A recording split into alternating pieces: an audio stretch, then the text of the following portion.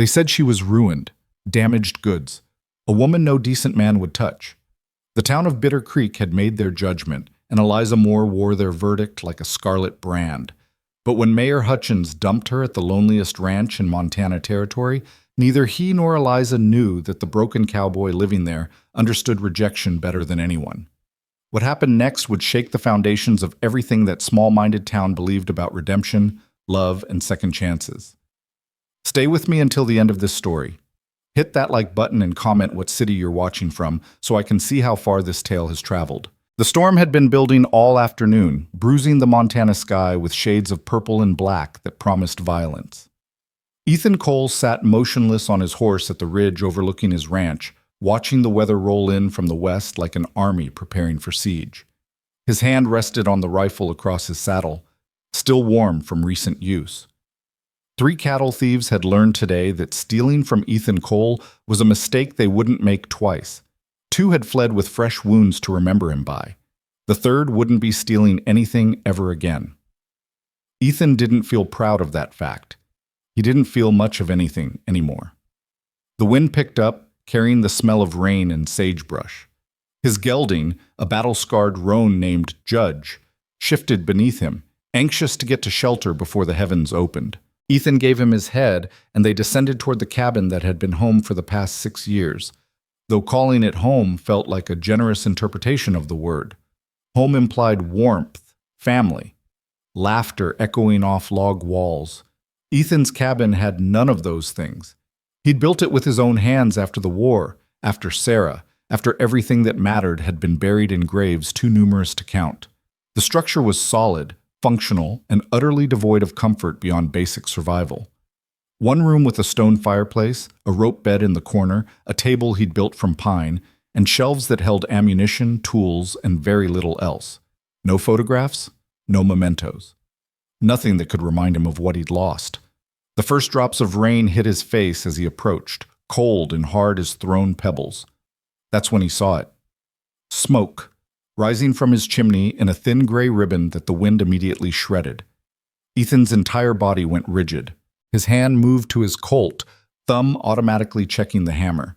He hadn't left a fire burning. He never did. Waste of wood, and besides, he'd grown accustomed to cold the same way he'd grown accustomed to loneliness, as a condition of existence rather than a problem to be solved. Someone was in his cabin. Judge sensed the tension and his ears flattened. Ethan dismounted 50 yards out, ground tying the horse behind a stand of aspen. The rain was coming harder now, turning the dusty earth to mud. He approached on foot, moving with the practiced silence of a man who'd spent 4 years hunting and being hunted across Virginia and Tennessee. The cabin's single window glowed with firelight. Through the rain-streaked glass, he could make out movement inside. A figure, small, moving back and forth in front of the hearth with purposeful efficiency. Not thieves, then. Thieves didn't build fires and make themselves comfortable. They grabbed what they could carry and ran. Ethan's jaw clenched. After the day he'd had, tracking rustlers through 15 miles of rough country and putting a bullet in a man's chest, he was in no mood for mysteries. He wanted whiskey, silence, and the oblivion of sleep. Instead, he had an intruder who'd made themselves right at home. He checked the Colt one more time, then kicked the door open. The woman at his stove didn't scream, didn't drop the pan she was holding, didn't even flinch. She simply turned her head, met his eyes with a gaze that was utterly calm, and said, "You're late. Supper's almost ready." For several seconds, Ethan could only stare. The woman was young, mid-20s, he guessed, with dark hair pulled back in a severe bun that revealed a face that might have been pretty if it wasn't so carefully composed into an expression of complete neutrality. She wore a plain gray dress that had seen better days, the fabric worn at the elbows and hem. Her hands, he noticed, showed evidence of hard work. Not the soft hands of a town lady, but the capable hands of someone who knew labor. "Who the hell are you?" Ethan finally managed, rain dripping from his hat brim onto his floor. "Eliza Moore." She turned back to the stove, stirring whatever was in the pan. The smell of salt pork and beans filled the cabin. "And you're Ethan Cole. You're letting the rain in." Ethan stood there, gun still drawn, trying to process the absolute audacity of this woman cooking in his cabin like she had every right to be there. Miss Moore, I don't know how things work wherever you come from, but in Montana territory, breaking into a man's home, I didn't break in. The door was unlocked. She tasted whatever she was cooking, added a pinch of something from a small cloth bag. And before you throw me out into the storm, you should know that Mayor Hutchins sent me. Said you needed help around the place. Hutchins. Ethan spat the name like it tasted bad. That interfering son of a... He caught himself, though he couldn't say why he bothered being polite. I don't need help. I don't want help. And I sure as hell didn't ask for some woman to come out here and... And what? Eliza turned to face him fully now, and for the first time he saw something beyond calm in her expression. Something that looked almost like challenge. Cook your meals? Clean this place? Maybe make it slightly less depressing than a grave? Get out. No. The word hung in the air between them like a thrown gauntlet. Rain hammered against the roof, and thunder rumbled in the distance. Ethan's finger was still on the trigger of his Colt, but pointing a gun at an unarmed woman felt wrong in a way that even shooting a cattle thief didn't. I said get out, he repeated, his voice dropping to the dangerous quiet that usually made men reconsider their choices. Eliza didn't budge. Where exactly would you have me go, Mr. Cole? Back to town, where they've made it abundantly clear I'm not welcome? Into this storm, which will likely kill me before I make it a mile? Or perhaps you'd like me to simply disappear into the earth and save everyone the trouble? There was something in the way she said it, not pleading, not desperate, but with a bitter resignation that Ethan recognized because he'd heard it in his own voice often enough. The sound of someone who'd stopped expecting mercy from the world. He holstered his gun. Why did Hutchins send you here? Because I needed work, and you, apparently, need a housekeeper. He thought we could solve each other's problems while keeping me far enough from town that my presence wouldn't offend the delicate sensibilities of Bitter Creek's upstanding citizens. What did you do to offend them? Eliza's laugh was sharp and humorless. I existed, Mr. Cole. I had the audacity to exist in a way that didn't conform to their expectations. She turned back to the stove. But I imagine you understand something about that. Living out here alone, keeping company with nothing but cattle and ghosts. The observation was too accurate, too pointed. Ethan felt his defenses slam back into place. You don't know anything about me. I know you haven't had a decent meal in months. I know this cabin hasn't been properly cleaned since it was built. I know you've got blood on your sleeve and a look in your eyes that says, whatever happened today, it wasn't good. She ladled beans onto 2 tin plates. I know enough. Ethan looked down at his sleeve. She was right. Blood from the rustler had sprayed across his arm when the man went down. He hadn't even noticed until now. I can't pay you, he said finally. Not much anyway. I've got enough to keep the ranch running, but I'm not a wealthy man. I'm not asking for wealth. I'm asking for a place to sleep and food to eat. Anything beyond that is more than I have now. You're running from something. It wasn't a question.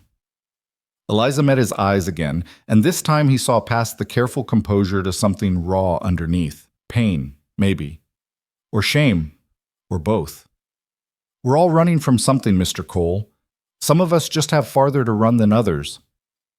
The thunder was closer now, shaking the cabin's walls. Ethan's instinct was to refuse, to send her away, to maintain the isolation that had been his armor for 6 years. But standing there, dripping rainwater onto his floor, looking at this woman who'd somehow managed to make his cabin smell like a home, even if only for a moment, he found he couldn't force the words out. Maybe he was tired. Maybe the shooting today had taken more out of him than he wanted to admit. Maybe he recognized something in Eliza Moore that reminded him too much of himself, someone barely holding together, running from a past that wouldn't stay buried. 1 week, he said. Trial basis. You keep the place clean, cook the meals, and stay out of my way. After a week, we'll see. Eliza nodded once, sharp and businesslike. Agreed. Now sit down and eat before it gets cold. I need to tend my horse. Already done. Found him tied behind the aspens, got him settled in the barn with feed and water. Ethan blinked. You went out in this storm too. The animal was standing in the rain because you were too stubborn to come inside. Someone had to show some sense. She set both plates on the table. Besides, I've been in worse weather with worse prospects. A little Montana rain won't kill me. Despite himself, Ethan felt the corner of his mouth twitch. Not quite a smile, he'd almost forgotten what those felt like, but something close. You always this bossy? Only when I'm trying to keep fools from dying of stubbornness or starvation. Sometimes both. She sat down at the table without waiting for him. Are you going to eat? Or would you prefer to stand there glaring at me all night? Ethan hung his gun belt on the peg by the door, shrugged out of his wet coat, and sat down across from her. The beans were good, better than anything he'd cooked for himself in months. The salt pork was crispy at the edges, seasoned with something that tasted like sage. They ate in silence for several minutes, the only sounds the scrape of spoons on tin and the storm raging outside. Ethan found himself watching her from under his brow. She ate with quiet efficiency, no wasted movement, no pretense of delicate appetite. A working woman's meal, consumed with the practical understanding that food was fuel, not entertainment. Where'd you come from? He asked finally. Originally, Illinois. Springfield area. My father was a clerk in a law office. She didn't look up from her plate. That life ended a long time ago. How'd you end up in Montana? Eliza's spoon paused halfway to her mouth. For a moment, Ethan thought she wouldn't answer. Then she set the spoon down with careful precision. I came west to marry a man I'd been writing letters to for 8 months, a merchant named Thomas Graves. He promised me a good life, a home, a future. Her voice was perfectly level, as if she was reciting facts from a newspaper. When I arrived in Bitter Creek 3 months ago, I discovered that Thomas Graves already had a wife. A real wife, married for 5 years with 2 children. My letters, my travel expenses, my expectations, all of it was apparently an amusement for him, a way to pass the time. Ethan's jaw tightened. What happened? I confronted him, publicly, in front of his wife and half the town. Made quite a scene from what I'm told. The ghost of a bitter smile crossed her face. Thomas, being a pillar of the community and a man of considerable charm, convinced everyone that I was a delusional woman who'd fabricated our correspondence. Showed them forged letters supposedly from me, making claims that were inappropriate. Painted me as unstable, desperate, and morally compromised. And they believed him. Of course they believed him. He was Thomas Graves, respected businessman. I was nobody, a stranger with no family, no connections, no proof beyond letters he'd destroyed. Within a week, I couldn't find lodging anywhere in town, couldn't find work, couldn't even buy supplies without people crossing the street to avoid me. Ethan felt a familiar anger rising in his chest, the same anger that had driven him during the war, the same anger that had made him put a bullet in that rustler earlier today. The anger at injustice, at cruelty, at the way powerful people crush the powerless without consequence. Hutchins knew all this when he sent you here? Hutchins wanted me gone. I was an embarrassment, a reminder that one of his town's leading citizens was either a scoundrel or the victim of a madwoman's delusions. Either way, I made people uncomfortable. This was his solution. She picked up her spoon again. Send me to the loneliest ranch in the territory, to a man with a reputation for violence and isolation. If I disappeared into obscurity, everyone would be relieved. And if I turned you away? Then I'd have walked until I found somewhere else that would take me, or until I couldn't walk anymore. Either outcome would have suited Hutchins fine. The casual way she said it, the acceptance of her own potential death as just another possible outcome, struck Ethan harder than it should have. He recognized that tone because he'd used it himself countless times. The voice of someone who'd stopped fighting for their own survival because survival seemed less important than simply getting through each day. Why didn't you go back to Illinois, he asked. Because there's nothing there for me. My father died 2 years ago. My mother passed when I was 16. I have a brother in Chicago, but we haven't spoken since he told me that traveling west to marry a stranger was the most foolish thing he'd ever heard. She met Ethan's eyes. He was right, of course, but pride keeps a person from crawling back to those who warned them, doesn't it? Ethan understood that too. Pride and stubbornness, they were sometimes the only things that kept you moving forward when everything else was gone. This trial week, Eliza said, changing the subject with visible effort. What are your expectations? Don't burn the cabin down. Don't steal from me. Don't ask me questions I don't want to answer. He scraped up the last of his beans. Beyond that, I don't care what you do. And where will I sleep? Ethan hadn't thought that far ahead. His cabin had exactly one bed, one room. He looked around as if furniture might spontaneously materialize to solve his problem. I'll sleep in the barn, he said finally. Don't be ridiculous. You'll sleep in your own bed. I'll make do with blankets by the fire. I'm not putting a woman on the floor while I pump Mr. Cole. Eliza's voice cut through his protest like a blade. I've slept in worse places than a warm floor near a fire. In fact, I've slept in barns, in abandoned wagons, and once in a root cellar when I couldn't find anywhere else. Your hospitality, such as it is already more than I expected. I'll take the floor and be grateful for it. The steel in her voice told Ethan that arguing would be pointless. This woman had survived things that would break most people, and she'd done it by being practical rather than precious about her circumstances. Fine, he conceded, but tomorrow I'll build you a proper bunk. Won't take more than a few hours. That's not necessary. It is if you're staying. I won't have it said that Ethan Cole makes women sleep on the ground. Eliza's expression softened almost imperceptibly. Then I accept. Thank you. They finished the meal in silence. Afterward, Eliza collected the plates and washed them in the bucket of water she'd apparently hauled from the pump outside. Ethan sat at the table, trying not to watch her move around his cabin with the kind of easy efficiency that suggested she'd been doing this her whole life, making spaces livable, making do with whatever was available. The storm had settled into a steady rain, drumming on the roof with hypnotic persistence. Ethan found himself relaxing despite his better judgment. The warmth from the fire, the sound of rain, the simple presence of another human being, it was almost pleasant. Almost. I should tell you something, Eliza said, not turning from the dishes. Since we're being honest about situations. Ethan tensed. Here it comes, he thought. The real story. The actual reason she was desperate enough to come to a place like this. Thomas Graves didn't just destroy my reputation, she continued, her voice quiet but steady. He destroyed my belief that I could trust my own judgment. For 8 months I read his letters and believed I knew him. Believed I understood who he was, what he wanted, what our life together would be. I was so certain, Mr. Cole. So absolutely convinced that I'd found something real. She finally turned to face him, and in the firelight Ethan could see the tracks of old tears on her face. Not fresh, not falling now, but the evidence of grief that had been cried out long ago. When I discovered the truth, it wasn't just that he'd lied. It was that I'd been so thoroughly, completely wrong about everything. About him, about my future, about my ability to see things clearly. And if I could be that wrong about something so important, how can I trust myself about anything? Ethan understood that particular brand of self-doubt.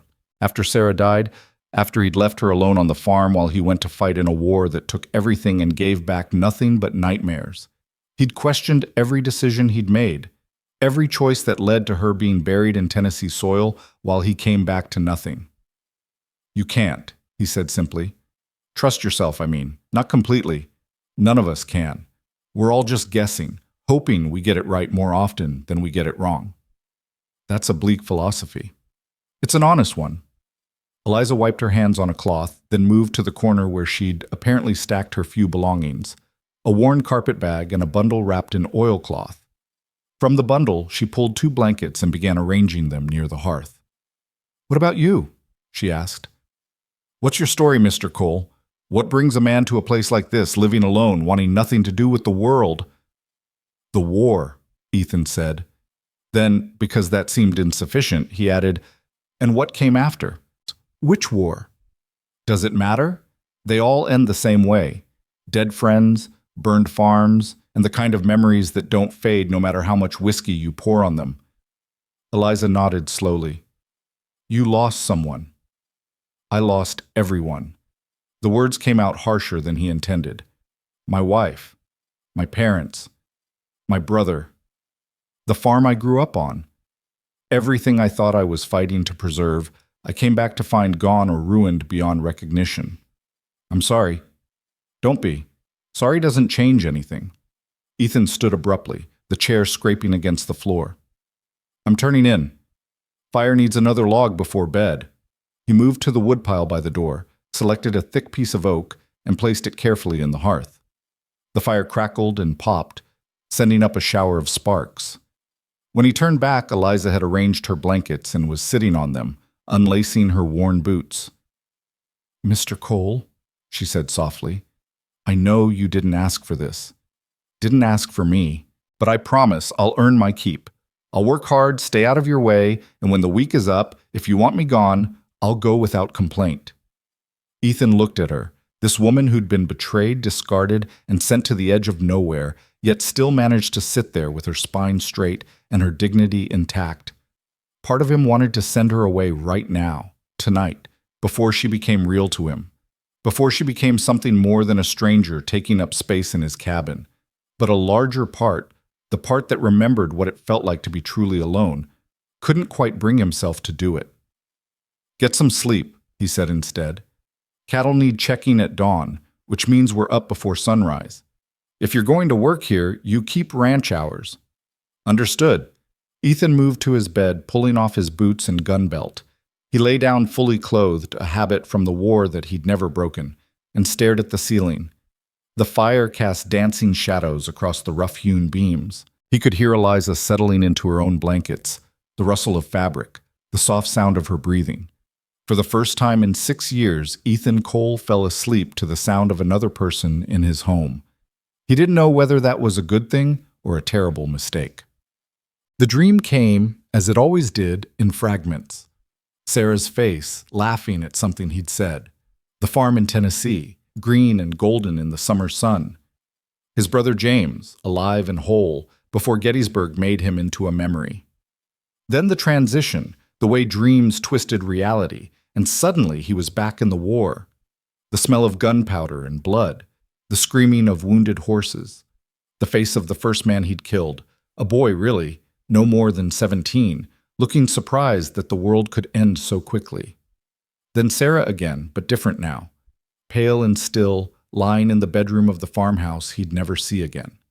The fever had taken her while he was fighting for a cause that felt increasingly meaningless with every letter that found him on the march. By the time he got the news, by the time he deserted and rode home through Union and Confederate lines alike, she'd been buried for 3 weeks. He'd stood at her grave in the rain reading the simple marker his neighbor had carved, Sarah Cole, beloved wife, 1838 to 1863. 25 years old. Dead because there was no one to care for her when the sickness came. Dead because her husband was playing soldier hundreds of miles away.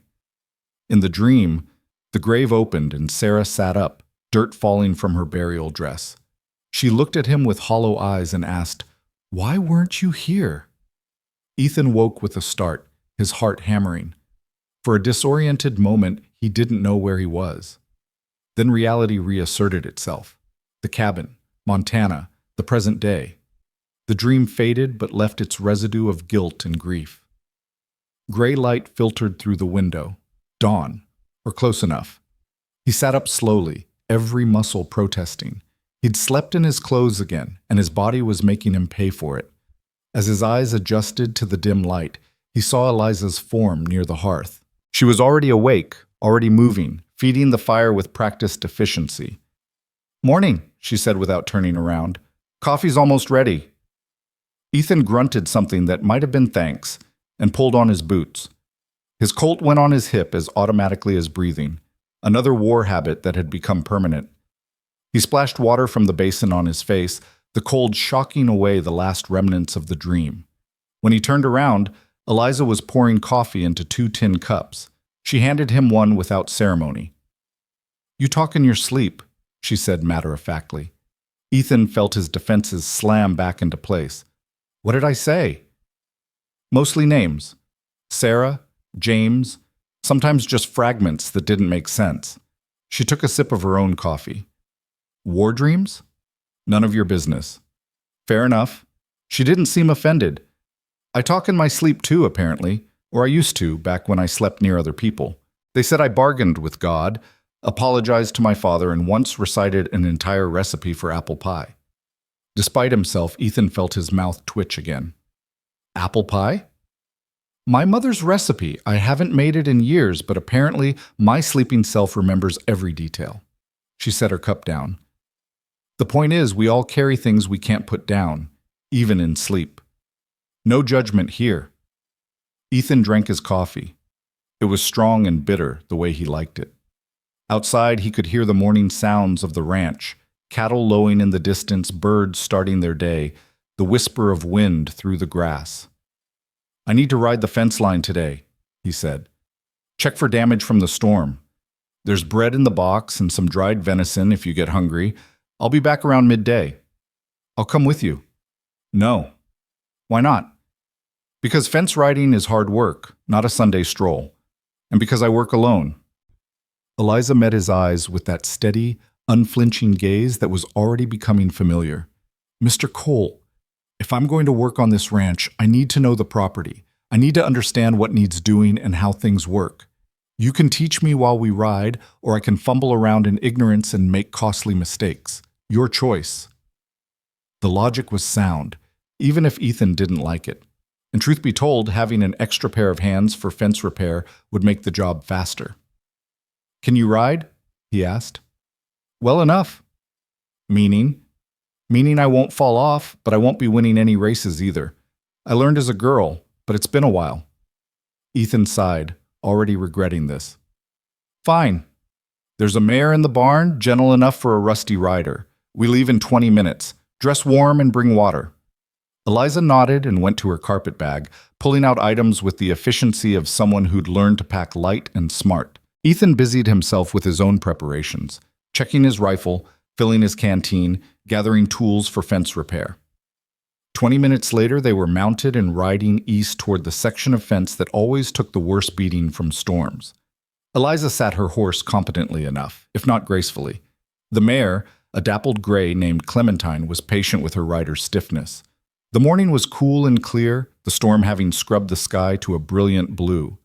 Water still stood in puddles and the grass sparkled with leftover rain. It was beautiful country, vast and rolling, with the mountains visible in the distance like sleeping giants. They rode in silence for the first mile. Ethan kept glancing over, expecting Eliza to complain about the pace or the cold or the work ahead. She did none of those things, just kept her seat and her silence, watching the land roll past with an expression that might have been appreciation. Your ranch is larger than I expected, she said eventually. 600 acres, give or take. About 200 head of cattle, though I lost a dozen to those rustlers yesterday. Maybe more. Is rustling common out here? Common enough. Men get desperate, especially when winter's coming. They figure a few head of cattle won't be missed. His jaw tightened. They're wrong. The mayor said you had a violent reputation. The mayor talks too much. He said you killed 3 men last year in a dispute over water rights. Ethan was quiet for a long moment. When he spoke, his voice was flat, emotionless. 2 men, not 3. And it wasn't a dispute. They tried to poison my creek to drive my cattle off so they could claim the land. I gave them a chance to walk away. They chose to draw on me instead. That was their mistake, not mine. And yesterday, with the rustlers, 1 dead, 2 wounded. Again, their choice, not mine. I don't look for violence, Miss Moore, but I don't run from it either. Can't afford to. Not out here. Show weakness once, and every hard case in the territory will think you're easy pickings. Eliza was quiet, processing this. You don't seem to feel bad about it. Would feeling bad bring them back? Make them better people? Change what they tried to do? He shook his head. I feel what I need to feel in the moment, anger mostly, that I have to deal with thieves instead of doing honest work. After that, I move on. Guilt's a luxury for people with the time to indulge it. That's a hard way to live. It's the only way I know anymore. They reached the fence line around mid-morning. As Ethan had suspected, a section about 30 yards long had been knocked down by a fallen tree during the storm. The posts were intact, but the wire was tangled and useless. He dismounted and began assessing the damage. Eliza slid off Clementine with somewhat less grace, but managed to keep her feet. She stood watching him work for a minute, then asked, "What can I do?" "Hold wire while I string it, and don't let go unless you want to lose fingers." For the next 3 hours, they worked in tandem. Ethan cut away the damaged wire, reset posts where needed, and strung new wire from the supply he'd brought. Eliza held, pulled, and tied off sections as directed. She didn't complain when the wire bit into her leather gloves, didn't fuss when mud splashed on her dress, didn't slow down even when Ethan could see her arms shaking from the effort of holding tension on the line. "You've done this before," he observed, watching her tie off a section with competent knots. "My father owned some land outside Springfield, not a proper ranch, but enough to need fencing. He believed daughters should learn practical skills alongside sons, even if society thought otherwise." She tested the tension on the wire, nodded with satisfaction. "I also learned basic carpentry, how to butcher a hog, and how to shoot a rifle, though I'm admittedly not very good at the last one. Useful skills for a ranch. Useless skills for a lady, according to most people. My mother despaired of ever making me proper." "What happened to the land?" "Sold after my father died to pay his debts. Turns out being a clerk doesn't pay as well as being a lawyer, and he'd made some poor investments trying to give us a better life. I used my portion of what was left to buy a train ticket west and a trunk full of hope." The bitterness in her voice was carefully controlled. The hope didn't travel well. They finished the fence repair just after noon. Ethan stepped back to inspect their work, then gave a satisfied nod. "Good enough. It'll hold. That's high praise coming from you, I suspect. I don't waste words on false compliments. Work's either done right or it's not. This is right." They ate a cold lunch sitting on a boulder overlooking a small creek that cut through the property. Ethan shared his dried venison and the bread Eliza had found in his cabin. The water from the creek was cold and clean, tasting of minerals and mountain snow. "Tell me about the ranch," Eliza said between bites. "How did you end up here?" "After the war, I drifted west. Worked as a hired gun for a while, guarding wagon trains and such. Saved my money. When I got to Montana, I found this land and bought it cheap from a widow who couldn't manage alone. Built the cabin, bought some cattle, and tried to forget everything that came before." "Has it worked? The forgetting?" "No, but the trying keeps me busy." Eliza smiled faintly. "That's as honest an answer as I've ever heard." They sat in companionable silence for a while, watching the creek flow past. A pair of hawks circled overhead, riding the thermal currents. The sun was warm on Ethan's face, and he felt some of the constant tension in his shoulders ease slightly. "Can I ask you something personal?" Eliza said. "You can ask. I might not answer. Why did the mayor think sending me here was a good idea? Not from his perspective, I understand that, but from yours. What made him think you'd accept a housekeeper?" Ethan tossed a pebble into the creek, watching the ripples spread. "Last winter was hard. I got sick. Pneumonia, the doctor thought. Came close to dying in that cabin, alone. By the time I could ride to town again, I looked like hell. Lost 30 pounds, weak as a kitten. Hutchins got it in his head that I needed someone to look after the place. Make sure I didn't die alone in the wilderness like some hermit. But you refused. Every time he brought it up, told him to mind his own business." He picked up another pebble, turned it over in his fingers. "Guess he decided to force the issue by sending you out without asking. And you still almost sent me away last night." "Should have. Why didn't you?" Ethan looked at her then, really looked at her. In the afternoon sunlight, with her hair slightly disheveled from the morning's work and dirt smudging her cheek, Eliza Moore looked nothing like the broken woman who'd been cooking at his stove the night before. She looked capable, strong, real. "Because you reminded me of someone," he said quietly. "Your wife?" "No, me." He stood before she could respond to that, gathering up the remains of their lunch. "We should head back. Got other work to do before dark." They rode back to the ranch in silence, but it was a different kind of silence than the morning's ride. Something had shifted between them. Some invisible barrier had thinned slightly. Ethan wasn't sure if that was good or dangerous, but for now, he was too tired to care. When they reached the barn, Ethan showed Eliza how to properly unsaddle and curry a horse. She learned quickly, her hands gentle but firm with Clementine. While they worked, he found himself explaining small details about ranch life, how often the barn needed mucking, where the good grazing areas were, which cattle had a tendency to wander. It felt strange talking about his life like this. He'd grown so accustomed to silence that conversation felt like a rusty skill being forced back into service. That evening, Eliza made supper from the supplies she'd found in his cabin. More beans, but this time with actual seasoning and some hardtack softened in the pot. As they ate, she asked questions about the cattle, the land, the seasons.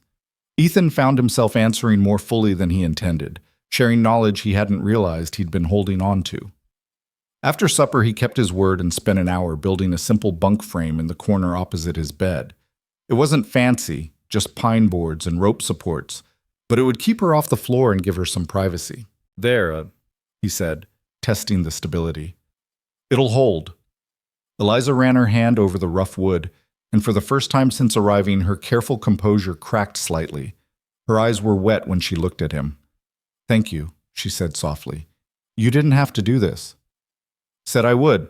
I keep my word. Still. Thank you. Ethan just nodded, uncomfortable with gratitude. He went outside to check on the stock one last time before bed, giving her space to arrange her few belongings on the new bunk. The night was clear and cold, stars scattered across the sky like thrown diamonds. He stood in the yard for a long time, listening to the sounds of his ranch, cattle settling for the night, wind in the grass, the distant call of a coyote. Simple sounds. Honest sounds. The sounds of a life he'd built to replace everything he'd lost. But tonight, for the first time in 6 years, there was another sound added to the mix.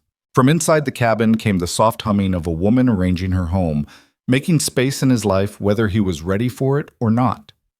Ethan wasn't a man who believed in fate or divine intervention. Life was what you made of it through hard work and harder choices. But standing there under the Montana stars, he couldn't shake the feeling that something had changed, that the woman Hutchins had dumped on his doorstep might be more than just a temporary inconvenience. Whether that was a blessing or a curse, only time would tell. He went back inside, barred the door, and settled into his bed. Across the cabin, Eliza was already under her blankets, her back to him, breathing steady and even. The fire crackled low in the hearth, casting just enough light to see by. "Good night, Mr. Cole," she said quietly. "Ethan," he heard himself say. "If you're staying, you might as well call me Ethan." There was a pause. Then, so softly, he almost missed it. "Good night, Ethan." He closed his eyes and waited for sleep, for the dreams that would come. But tonight, for reasons he didn't fully understand, the weight on his chest felt slightly lighter. The cabin felt slightly less empty. The future felt slightly less like a sentence to be endured. It was just the first day of a week-long trial. But Ethan Cole was beginning to suspect that 1 week wouldn't be nearly enough to figure out what to do about Eliza Moore. And that terrified him more than any rustler ever could. The week that followed established a rhythm neither of them had anticipated. Ethan woke before dawn each morning to find Eliza already up, coffee brewing, preparing something that resembled an actual breakfast instead of the stale bread and jerky he'd grown accustomed to. She worked without complaint, transforming his bachelor cabin into something that felt almost civilized. The floor got swept daily. His shirts, which had been crusted with months of dirt and sweat, came back from the wash line clean and mended. The windows, which he'd never bothered to clean, suddenly let in enough light to make the cabin feel twice its actual size. But it was the quiet competence that struck him most. Eliza didn't ask permission for every small decision. She simply saw what needed doing and did it. When she discovered his firewood supply was poorly stacked and at risk of rot, she restacked the entire pile without mentioning it. When a hinge on the barn door broke, he came back from checking cattle to find she'd already replaced it with one she'd fashioned from scrap metal and wire. "Where'd you learn to do that?" he'd asked, examining her handiwork. "Necessity?" she'd replied simply. "You'd be surprised what you can figure out when the alternative is going without." By the 4th day, Ethan had stopped watching her with suspicion and started watching her with something closer to respect. By the 5th day, he'd caught himself looking forward to returning to the cabin just to see what small improvement she'd made. By the 6th day, he realized the week was almost over and he had no idea what he was going to do about that. The answer came from an unexpected direction. Ethan was in the barn repairing tack when he heard horses approaching. Multiple horses, moving fast. His hand went to his Colt automatically, a reflex so ingrained he barely noticed it anymore. He stepped to the barn door and felt his jaw tighten when he recognized the riders. Mayor Hutchins led the group, his substantial belly testing the patience of his poor gelding. Behind him rode three other men Ethan recognized from town: Samuel Pierce, who owned the general store, Dutch Morrison, the blacksmith, and bringing up the rear, looking deeply uncomfortable, was Thomas Graves. Ethan's hand stayed on his gun. They pulled up in his yard, and Hutchins dismounted with a grunt of effort. "Cole, need a word with you." "Then speak it and get off my land." Now that's not very hospitable. Hutchins pulled a handkerchief from his pocket and mopped his face, though the morning was cool. "We've come about the girl. Miss Moore has a name. Use it." "Fine. We've come about Miss Moore." Hutchins glanced at the cabin where Eliza had appeared in the doorway, wiping her hands on her apron. "She been any trouble?"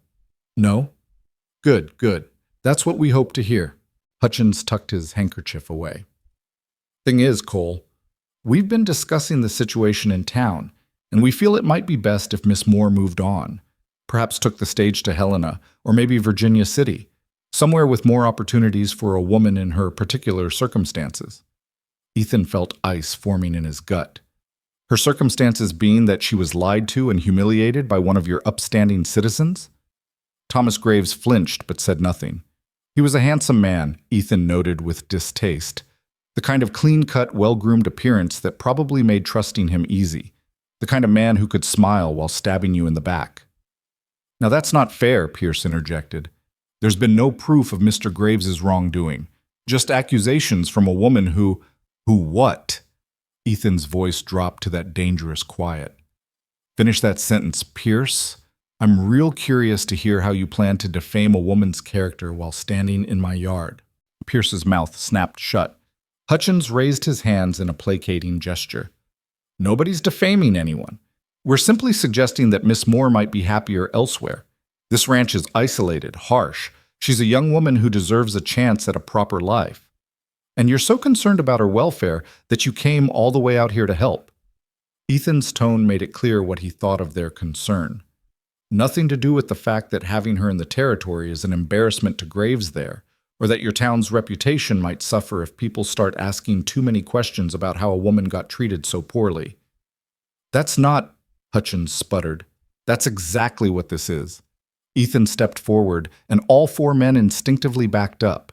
"You want her gone because she's inconvenient, because her presence reminds everyone that maybe your precious community isn't as righteous as you like to think." "She's filled your head with lies," Graves said suddenly, his voice tight. "Whatever she's told you about me, it's not true. I never promised her anything. She came to Bitter Creek with delusions, and when I tried to let her down gently, she—" "You got any proof of that?" Ethan interrupted. "I don't need proof. My word. Your word means nothing to me. I've known men like you my whole life, dress them up in fine clothes and teach them to smile, but underneath they're the same as the cowards who shot at us from behind trees during the war, all polish and no spine." Graves's face went red. "How dare you?" "I dare because this is my land and you're not welcome on it." Ethan's hand stayed on his Colt. "Now, you've got exactly 1 minute to state your actual business before I start treating you like the trespassers you are." Hutchins pulled an envelope from his coat. "We've taken up a collection, $50, enough for stage fare and a stake somewhere new. We're willing to give it to Miss Moore in exchange for her immediate departure from the territory. You're trying to buy her silence. We're trying to help her start fresh." Ethan looked past them to where Eliza still stood in the doorway. Her face was pale but composed, her hands twisted in her apron. Their eyes met, and he saw something there that made his decision easier than it should have been. "She stays," he said flatly. "Cole, be reasonable. She stays. She's got work here, a place to sleep, and nobody bothering her with their sanctimonious concern. That's more than your town ever gave her." "You can't be serious," Pierce said. "A man and a woman, unmarried, living together in isolation. The scandal alone. I don't give a damn about scandal. And anyone who wants to make something of our living arrangements can come discuss it with me personally." He patted his Colt. "I'm always happy to have those conversations." Hutchins looked genuinely distressed now. "You're making a mistake. This girl is trouble, Cole. She's unstable, vindictive. She's none of those things. What she is honest about what happened to her. And that makes you uncomfortable because it means admitting one of your own is a lying bastard who destroyed a woman's life for entertainment. That's slander, Graves hissed. Then sue me. But while you're filing your complaint in court, maybe bring those forged letters you claim she wrote. I'd love to see a judge examine them. Graves went quiet, confirming what Ethan had already suspected. There were no letters, no evidence, just a powerful man's word against a friendless woman's truth. Hutchins sighed, a sound of genuine frustration. I tried to help you, Cole. Tried to give you someone to look after the place. But if you insist on being stubborn about this, I insist on making my own decisions about my own property and who works it. Now get off my land before I lose what's left of my patience. The four men exchanged glances. Morrison, who'd been silent throughout, shook his head slightly. Whether in disgust at Ethan or his companions, it was hard to tell. They mounted up, Hutchins stuffing the envelope back in his coat with obvious annoyance. You'll regret this, Graves said, trying for menace and achieving only petulance. I regret having to breathe the same air as you, but we don't always get what we want. They rode off, kicking up dust. Ethan watched until they disappeared over the ridge, then turned to find Eliza had come down from the cabin and was standing a few feet away. You didn't have to do that, she said quietly. Yes, I did. They offered money, enough to get me far from here, to start over somewhere nobody knows my story. You want to take it? I'll ride after them, get you that envelope. Eliza shook her head slowly. No, I'm tired of running, tired of being shuffled around like an inconvenient problem. She met his eyes. But I need to know. Why did you defend me? You barely know me. For all you know, everything they said could be true. Ethan considered his answer carefully. During the war, I saw men lie about all kinds of things. Saw officers claim credit for victories won by common soldiers. Saw politicians blame defeats on dead men who couldn't defend themselves. Got so I could spot a liar pretty quick. It's in the eyes, the way they can't quite hold your gaze when they're spinning their stories. And Graves looked away every time he spoke about you. Hutchins kept touching his face. Another tell. They were lying, or at least they believed they were covering for a lie. You, on the other hand, look people straight in the eye when you talk, even when the truth makes you vulnerable. That tells me what I need to know. You trust me based on instinct? I trust evidence, and the evidence is that you've worked hard, kept your word, and caused me no trouble beyond making my coffee too strong. The corner of his mouth twitched. Though I suppose that last one could be considered a crime in some jurisdictions. Eliza surprised him by laughing, not the bitter, cynical sound he'd heard before, but genuine amusement. It transformed her face, made her look younger, less burdened. I'll try to make it weaker, she said. Don't you dare. They stood there in the yard, an awkward silence settling between them. Finally, Eliza said, The week's up tomorrow. I know. Do you want me to go? Ethan looked at his cabin, at the clean windows, the swept porch, the garden plot Eliza had started clearing near the south wall. He thought about going back to cold breakfasts and dirty floors and the crushing weight of absolute solitude. No, he said. I want you to stay. If you're willing. What are the terms? Same as before. Room and board, plus I'll pay you $10 a month. It's not much, but it's what I can afford and still keep the ranch running. That's more than fair. Eliza held out her hand, businesslike. I accept. Ethan shook her hand, noting the calluses that had formed over the past week, the strength in her grip. This was not a woman who'd break easily. Good, he said. Then it's settled. But as he went back to his work in the barn, Ethan couldn't shake the feeling that nothing was settled at all. If anything, by choosing to keep Eliza on, by defending her against the town, he'd just made both their lives considerably more complicated. Time would tell whether that was the right choice or his biggest mistake since coming to Montana. The days that followed took on a new quality. With the trial period over and the understanding that Eliza was staying, something subtle shifted in their dynamic. They fell into a deeper rhythm, one built on mutual respect and careful boundaries that neither was quite ready to cross. Ethan taught her to shoot, spending an afternoon setting up targets and showing her proper stance, breathing, trigger control. She proved to be a decent shot once she got over her tendency to flinch. Better, he said, after she hit 3 cans in a row. You won't win any competitions, but you could defend yourself if needed. Is that likely to be necessary? Out here? Always possible. Wildlife, drifters, men like those rustlers. He reloaded her rifle. Besides, every person on a ranch should know how to handle a weapon. It's just practical. Eliza also insisted on learning to rope, though she was terrible at it. Ethan watched her attempt to lasso a fence post for the better part of an hour, missing every single throw. Maybe roping isn't your calling, he suggested diplomatically. I'll get it eventually. Maybe focus on the things you're good at first, like cooking and fixing things, and basically everything else. She threw the rope at him, which he caught easily. Are you mocking me, Mr. Cole? Ethan, he reminded her. And yes, a little, but respectfully. The banter came easier now. Ethan found himself talking more, sharing stories from before the war that he'd thought were buried too deep to resurrect. Eliza, in turn, spoke about her childhood in Illinois, her father's determination to educate her despite social expectations, her mother's quiet strength. She died of consumption, Eliza said one evening as they sat on the porch watching the sunset. Took 2 years. Toward the end, she made me promise I'd never let circumstances define me, that I'd always fight for my own life, my own choices. Sounds like a wise woman. She was. Though I wonder what she'd think of how I've fought, traveling west on a promise, ending up disgraced, working as a housekeeper in the middle of nowhere. I think she'd be proud you're still fighting, still here. That's more than a lot of people can say. Eliza looked at him, something soft in her expression. You're kinder than you pretend to be. Don't spread that around. I've got a reputation to maintain. But the peaceful rhythm couldn't last forever. Trouble came again on a cold morning 2 weeks after Hutchins' visit. Ethan was checking the cattle in the north pasture when he spotted something that made his blood run cold.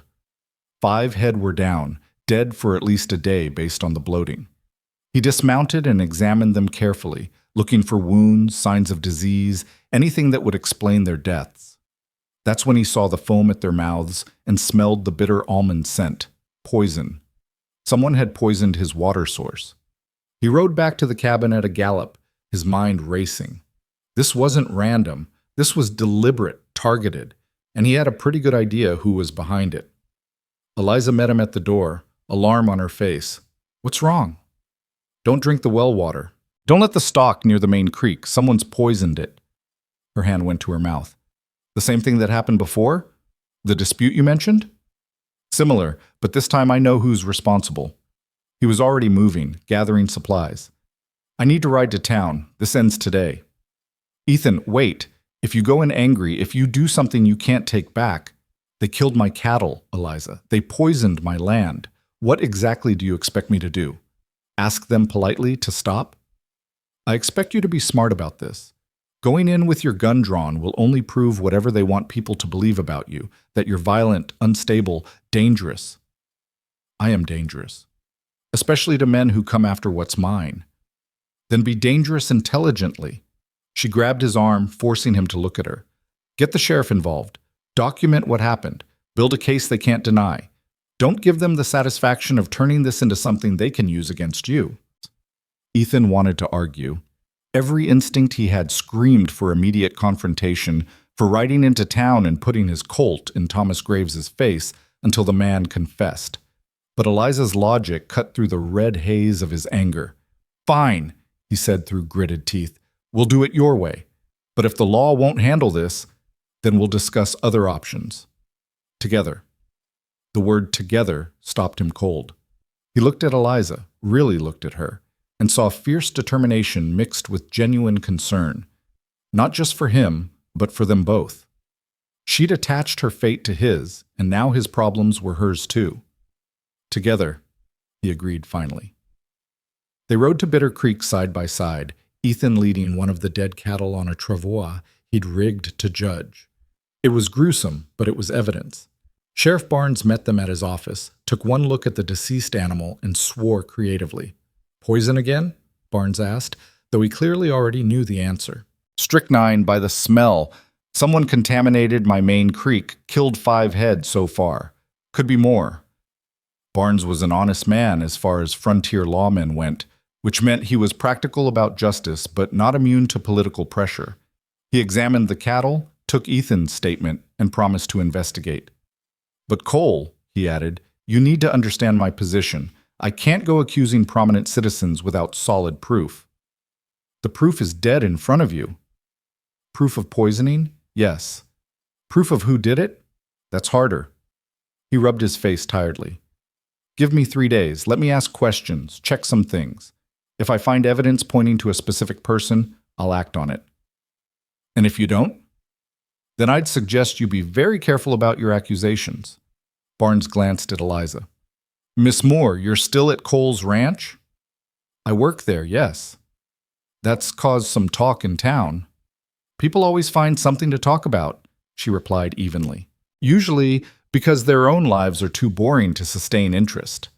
Despite the tension, Barnes cracked a smile. "Fair point. Just be careful, both of you. There are folks who'd like to see this situation escalate, and I'd prefer to keep the peace if possible." They left the sheriff's office and walked down Bitter Creek's main street. Ethan could feel eyes on them from every window and doorway. The sight of him and Eliza together, clearly united in purpose, was causing exactly the kind of scandal Pierce had predicted. Ethan found he didn't care even a little bit. They were passing the general store when Thomas Graves stepped out, blocking their path. He looked worse than the last time Ethan had seen him, dark circles under his eyes, a nervous energy about him that suggested sleepless nights. "Cole," Graves said. "Miss Moore, I was hoping to run into you." "Then you're in luck," Ethan replied coldly. "Say what you need to say and get out of my way." "I wanted to apologize." The words came out rushed, rehearsed. "I've done some reflecting, and I realize my behavior toward Miss Moore was inappropriate. I led her to believe things that weren't true, and for that, I'm sorry." Eliza went very still beside Ethan. "You're apologizing now? After 3 months of calling me delusional and unstable? After destroying any chance I had of making a life in this town? I was protecting my family. Surely you can understand." "I understand that you're a coward," she said, her voice steady despite the anger burning in her eyes. "A coward and a liar. And this apology means nothing because it's not born of remorse. It's born of fear. You're afraid Sheriff Barnes is going to find evidence of what you've done." Graves's mask of contrition slipped. "I don't know what you're talking about." "The poisoned water, the dead cattle. You think I don't know it was you?" Ethan stepped forward. "You wanted to drive me off my land, make Eliza's position untenable so she'd have to leave. Then whatever guilt you were carrying could leave with her." "That's insane. I would never—" "You got anyone who can vouch for your whereabouts 2 nights ago?" Ethan asked. "Anyone who can swear you were home with your wife and not sneaking around my property in the dark?" Graves's face went pale, then red. "You can't prove anything." "Maybe not yet, but Sheriff Barnes is asking questions, and men like you always make mistakes.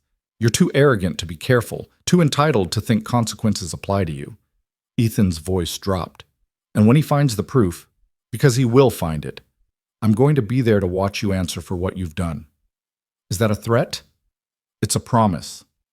They left Graves standing in the street, fury and fear warring on his face.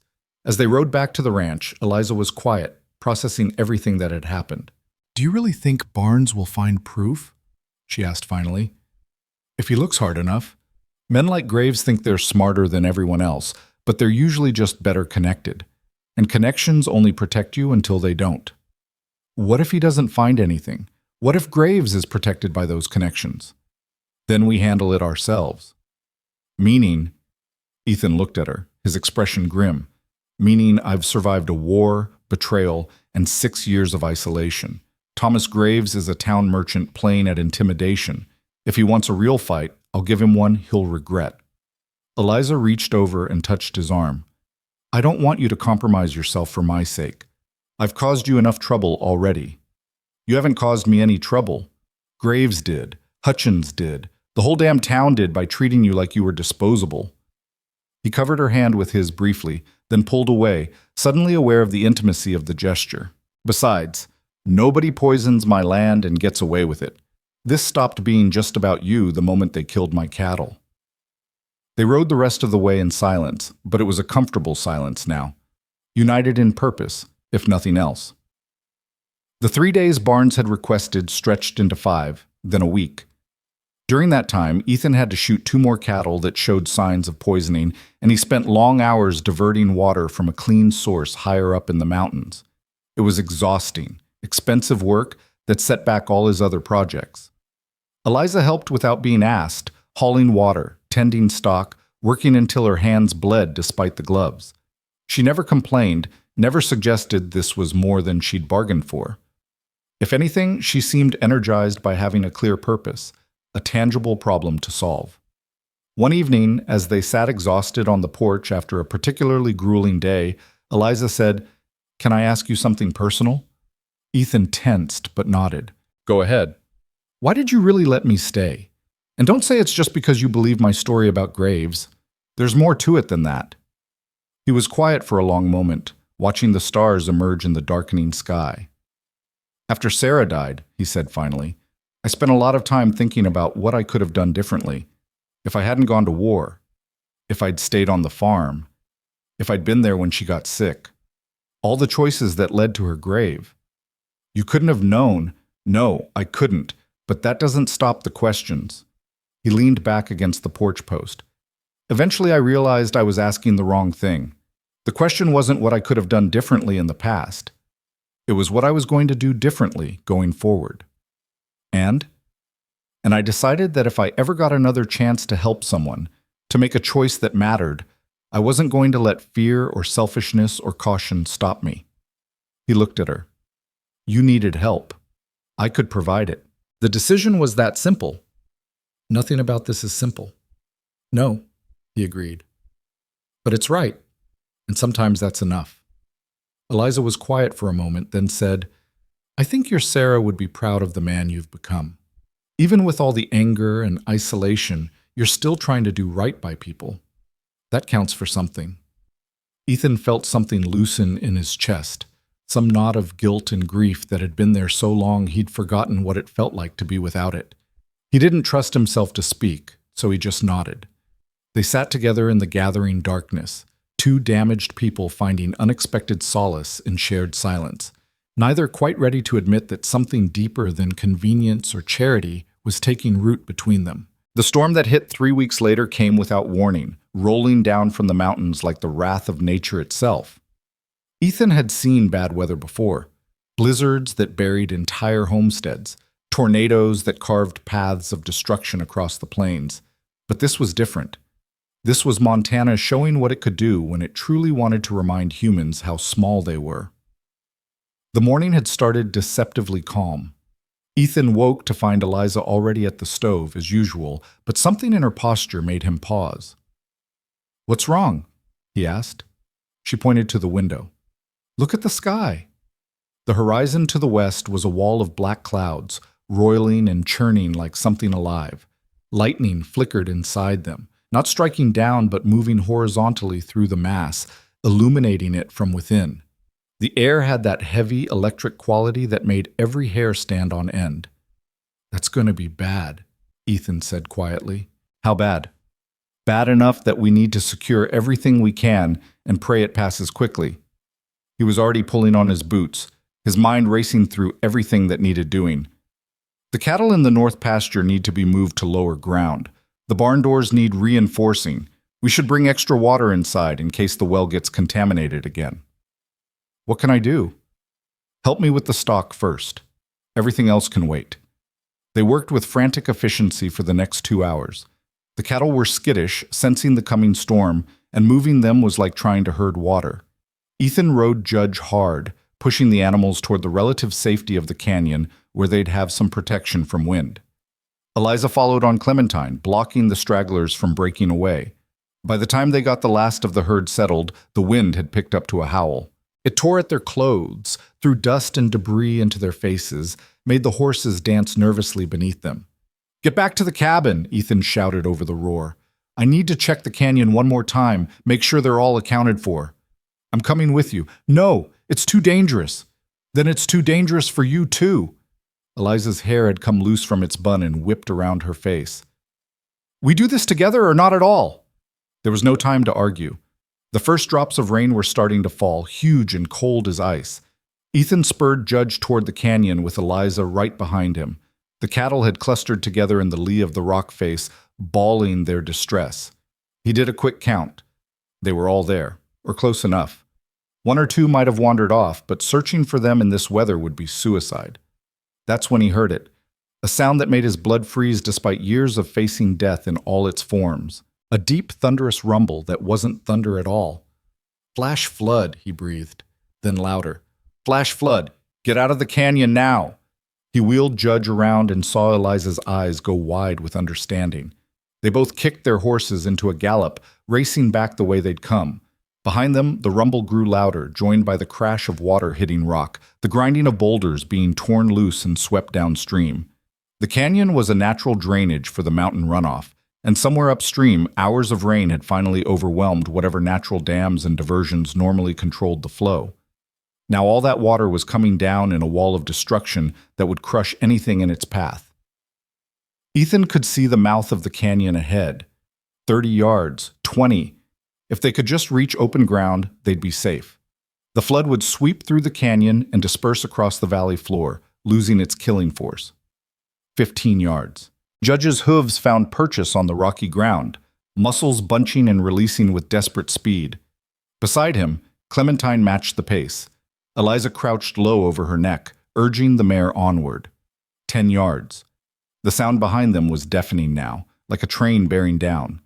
Ethan risked a glance back and saw the water cresting over the far bend of the canyon, a churning mass of brown foam studded with debris, moving faster than any horse could run. 5 yards. They burst from the canyon mouth onto open ground just as the flood hit. The sheer force of it created a backdraft of wind and spray that knocked both horses sideways. Judge stumbled, went down on one knee, and Ethan was thrown clear. He hit the ground hard, felt something in his ribs crack, and rolled to avoid Judge's thrashing hooves. Through the rain and spray, he saw Clementine lose her footing on the muddy slope. The mare's eyes rolled white with terror as she slid backward, back toward the killing water. Eliza kicked free of the stirrups and jumped, hitting the ground and rolling. She came up running, reaching for safety, but the slope was too slick, and she wasn't fast enough. The edge of the flood caught her legs and swept them out from under her. Ethan was moving before conscious thought, ignoring the fire in his ribs, lunging forward. His hand closed on her wrist just as the current tried to claim her. The force of the water was incredible, trying to tear her from his grasp. He dug his heels into the mud, his other hand scrabbling for purchase on anything solid. His fingers found a root, half exposed by erosion. He wrapped his hand around it and held on while the flood tried to take them both. Eliza's weight pulled at his shoulder, threatening to dislocate it. She was screaming something he couldn't hear over the roar, her free hand clawing at the slippery ground. For what felt like an eternity, but was probably only seconds, they hung there. Ethan anchored to the root, Eliza to Ethan, the flood to Eliza. His shoulder felt like it was tearing apart. His ribs sent spikes of agony through his chest with every breath. The root was starting to give way, pulling loose from the saturated earth. Then Judge was there, somehow back on his feet despite his own terror. The roan planted himself above Ethan and lowered his head, and Ethan understood. He released the root and grabbed Judge's bridle with his free hand. The horse backed up, using his weight and strength to pull them both away from the flood's grasp. Inch by inch, they came clear of the water. Ethan hauled Eliza up the slope until they were both on solid ground, then collapsed on his back, staring up at the storm-dark sky while rain hammered his face. His ribs screamed, his shoulder felt like it was on fire. But they were alive. Eliza crawled over to him, her hair plastered to her face, her dress torn and muddy. "Are you hurt?" "Ribs, maybe broken." "You?" "Bruised, terrified, but whole." She touched his chest gently, feeling for the damage. Even through the pain, Ethan was aware of her hands on him, the concern in her eyes. "We need to get you back to the cabin. The cattle are gone or scattered. We'll find them later. Right now, you're bleeding and possibly dying, so we're going back." Her tone left no room for argument. Getting Ethan into the saddle was an exercise in controlled agony. Every movement felt like knives sliding between his ribs. Eliza mounted behind him on Judge, her arms around his waist to keep him upright. Clementine was gone, swept away by the flood or fled in panic. There was no way to know. The ride back to the cabin took forever. The storm had reached its full fury now, rain falling so hard it was difficult to breathe. Lightning struck close enough to feel the air crackle, followed immediately by thunder that shook the ground. Ethan faded in and out of consciousness, aware only of pain and Eliza's arms holding him steady. When they finally reached the cabin, she half carried him inside and lowered him onto his bed. He tried to protest. He was covered in mud and blood, would ruin the blankets. But she shushed him with unexpected fierceness. "I don't care about the damn blankets, Ethan. Hold still." She built up the fire until the cabin was almost too warm, then began the process of assessing his injuries. His shirt had to be cut away. The fabric was stuck to his skin with drying blood from a gash on his shoulder he didn't remember getting. When she touched his ribs, even gently, he sucked in a breath through clenched teeth. "Broken?" he managed. "At least one, maybe two. I need to wrap them, but it's going to hurt." She was already tearing a sheet into strips, her movements practiced and sure. "My father broke his ribs twice. I learned how to do this from watching the doctor." "Lucky me." "Lucky you're still breathing." Her hands shook slightly as she worked, betraying the fear she was keeping from her voice. "When I saw you get thrown, when I felt the water take me, I thought, don't." Ethan caught her hand with his uninjured one. "Don't think about what might have happened. We're here, we're alive, that's enough. You almost died saving me. And you almost died because I insisted on checking the damn cattle." He tried to sit up to make the wrapping easier and immediately regretted it. "Call it even." Eliza bound his ribs with competent efficiency, tight enough to provide support, but not so tight he couldn't breathe. When she finished, she cleaned and bandaged the gash on his shoulder, then sat back to survey her work. "You need rest. Real rest. Not your version where you sleep for 4 hours and then decide you're fine." "Can't. Need to check the stock, see what's left. Need to assess damage to the ranch, the fences." "Ethan Cole, you listen to me." Eliza's voice cut through his protests like a blade. "You are in no condition to do anything except lie in that bed and heal. The ranch will still be there tomorrow. The cattle that survived will still be scattered tomorrow. But if you don't rest, if you push yourself and that rib punctures a lung or you collapse from exhaustion, then none of it matters because you'll be dead." The raw emotion in her voice stopped him cold. She was right, of course. He could feel his body shutting down, the adrenaline that had kept him moving finally depleted, but admitting weakness, accepting help. These were skills he deliberately unlearned over the past 6 years. "I don't know how to just lie here," he admitted quietly. "Don't know how to let someone else handle things." "Then learn." She pulled a blanket over him, her touch gentle. "You've been alone so long you've forgotten that having someone to depend on isn't weakness. It's just human." Ethan wanted to argue, but the exhaustion was winning. His eyes kept trying to close despite his best efforts. "What about you? You need to change, get warm." "I'll take care of myself after I know you're settled. Now sleep." He tried to fight it, but his body had other ideas. The last thing he was aware of was Eliza sitting beside the bed, her hand resting lightly on his arm, keeping watch. When he woke, it was dark, and the storm had passed. The cabin was quiet, except for the crackle of the fire and Eliza's soft breathing. She'd fallen asleep in the chair beside his bed, still in her ruined dress, a blanket pulled around her shoulders. In the firelight, her face looked younger, less guarded, peaceful. Ethan tried to shift position and immediately regretted it. The pain in his ribs flared hot and sharp, stealing his breath. He must have made a sound because Eliza's eyes opened immediately. "Don't move," she said, fully alert. "Your ribs need time to knit." "What time is it?" "Past midnight. You've been asleep for about 6 hours." "You should be in your own bed." "I was worried about fever. Head injuries can be tricky." She reached over and pressed her hand to his forehead. "You feel cool enough? How's the pain?" "Manageable." "That means terrible. I'll make willow bark tea." She moved to the stove and Ethan watched her work. There was something different about her tonight. A confidence, a sureness that hadn't been there before. Or maybe it had always been there and he was only now seeing it clearly. "Eliza," he said. "Thank you for pulling me out, for this." He gestured vaguely at the bandages, the cabin, everything. She brought him the tea, helped him sit up enough to drink without choking. The bitter liquid was warm and helped dull the edges of the pain. "You don't need to thank me," she said, settling back into the chair. "You saved my life today. Multiple times, if we're counting.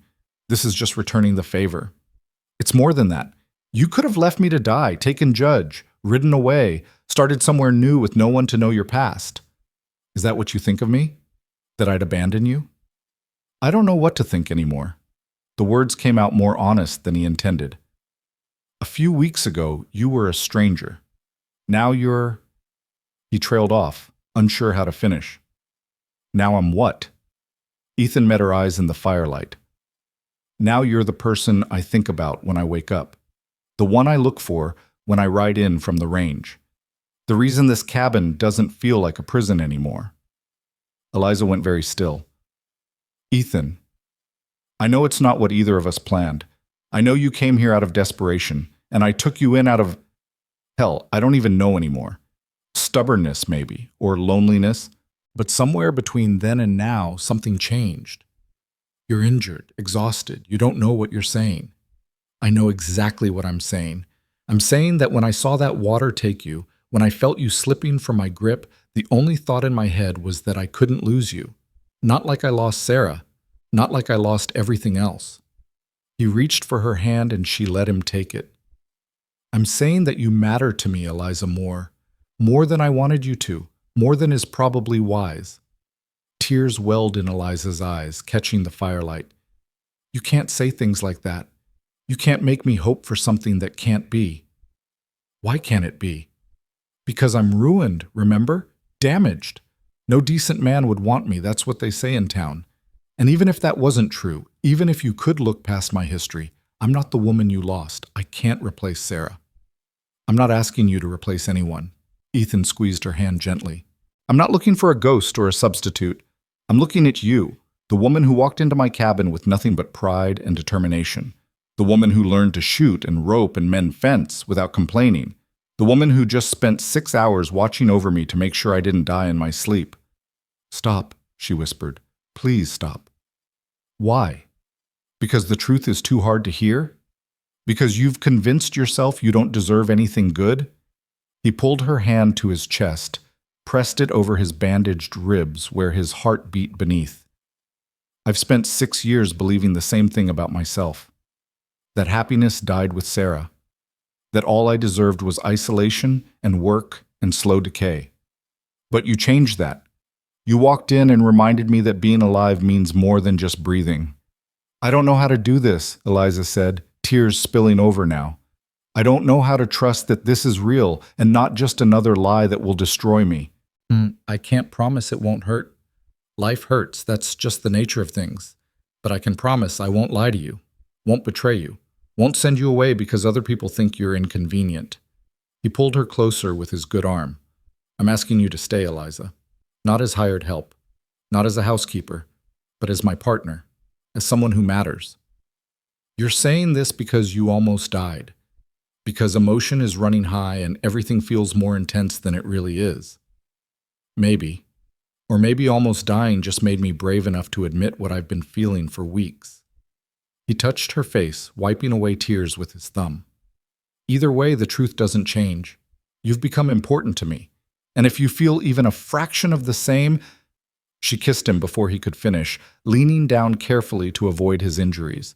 It was gentle and fierce at the same time, tasting of salt from her tears, and something deeper, more desperate. When she pulled back, her eyes were still wet, but there was something else there now. Hope, fragile and new.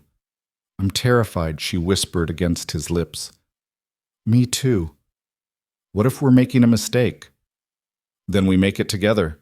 He kissed her again, softer this time. "I'm done being alone, Eliza, done pretending I don't need anyone. If you'll have me, broken ribs, bad dreams, violent past, and all, I'm yours." "That's the worst marriage proposal I've ever heard," she said, but she was smiling through her tears. "I wasn't proposing, not yet." He tried to sit up straighter and winced. "When I propose, I'll do it properly.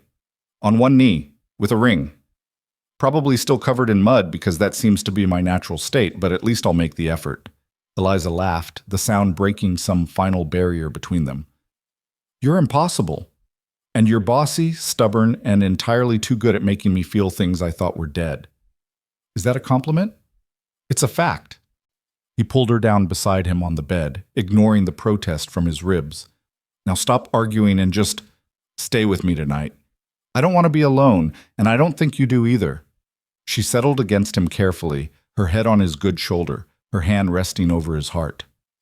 Outside, the storm had given way to clear sky and distant stars. Inside, two people who'd been broken by life found themselves beginning to heal in each other's arms. "Ethan?" Eliza said softly. "Yeah?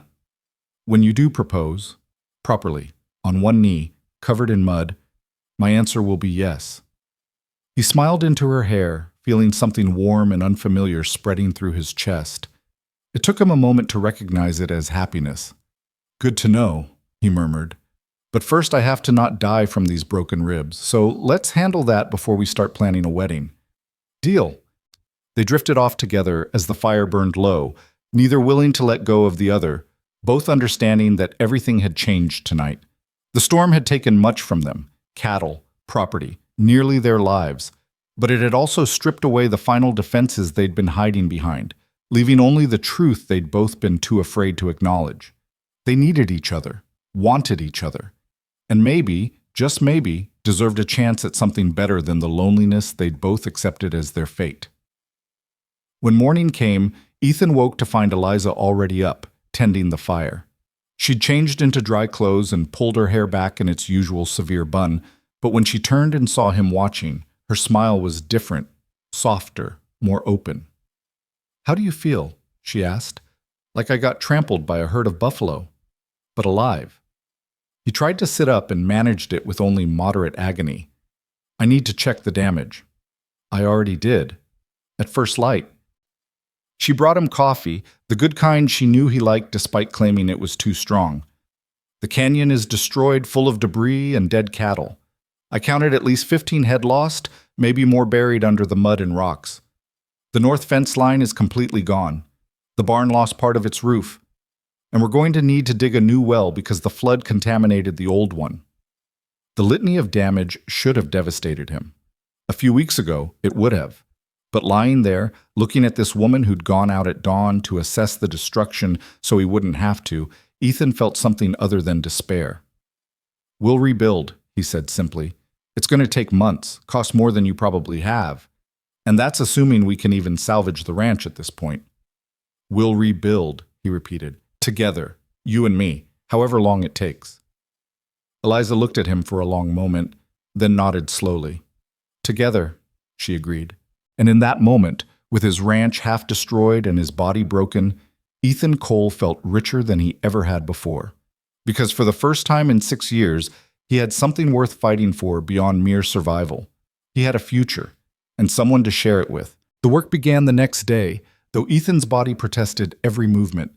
Eliza tried to keep him in bed, but after 3 hours of lying still while she hauled water and assessed supplies, he couldn't take it anymore. "I'm going to help," he announced, swinging his legs over the side of the bed. "You have broken ribs." "I have a broken ranch. The ribs will heal whether I'm lying down or standing up." "Ethan?" "Eliza." He met her eyes. "I appreciate the concern, but I can't just lie there while you do everything. Let me help. I'll be careful. I'll stop if it gets too bad, but I need to be useful." She studied him for a long moment, then sighed. "Fine.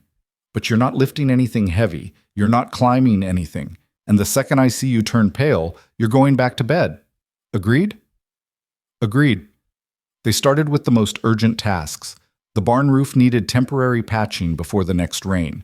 The surviving cattle needed to be rounded up and counted. A new water source had to be established. Each job felt insurmountable on its own, but Eliza had a way of breaking them into manageable pieces. "Roof first," she said, surveying the damage. "Everything else requires the barn to be functional." Ethan watched her scramble up onto the damaged section with an ease that surprised him. She'd apparently spent the morning making a list of supplies and damage assessment, and now she worked with the focused determination of someone who'd decided there was no point in despair when action was available.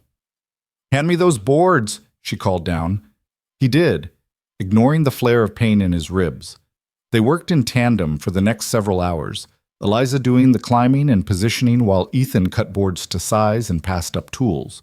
It wasn't a perfect repair, they'd need proper materials from town eventually, but it would keep the weather out for now. By midday, they were both exhausted.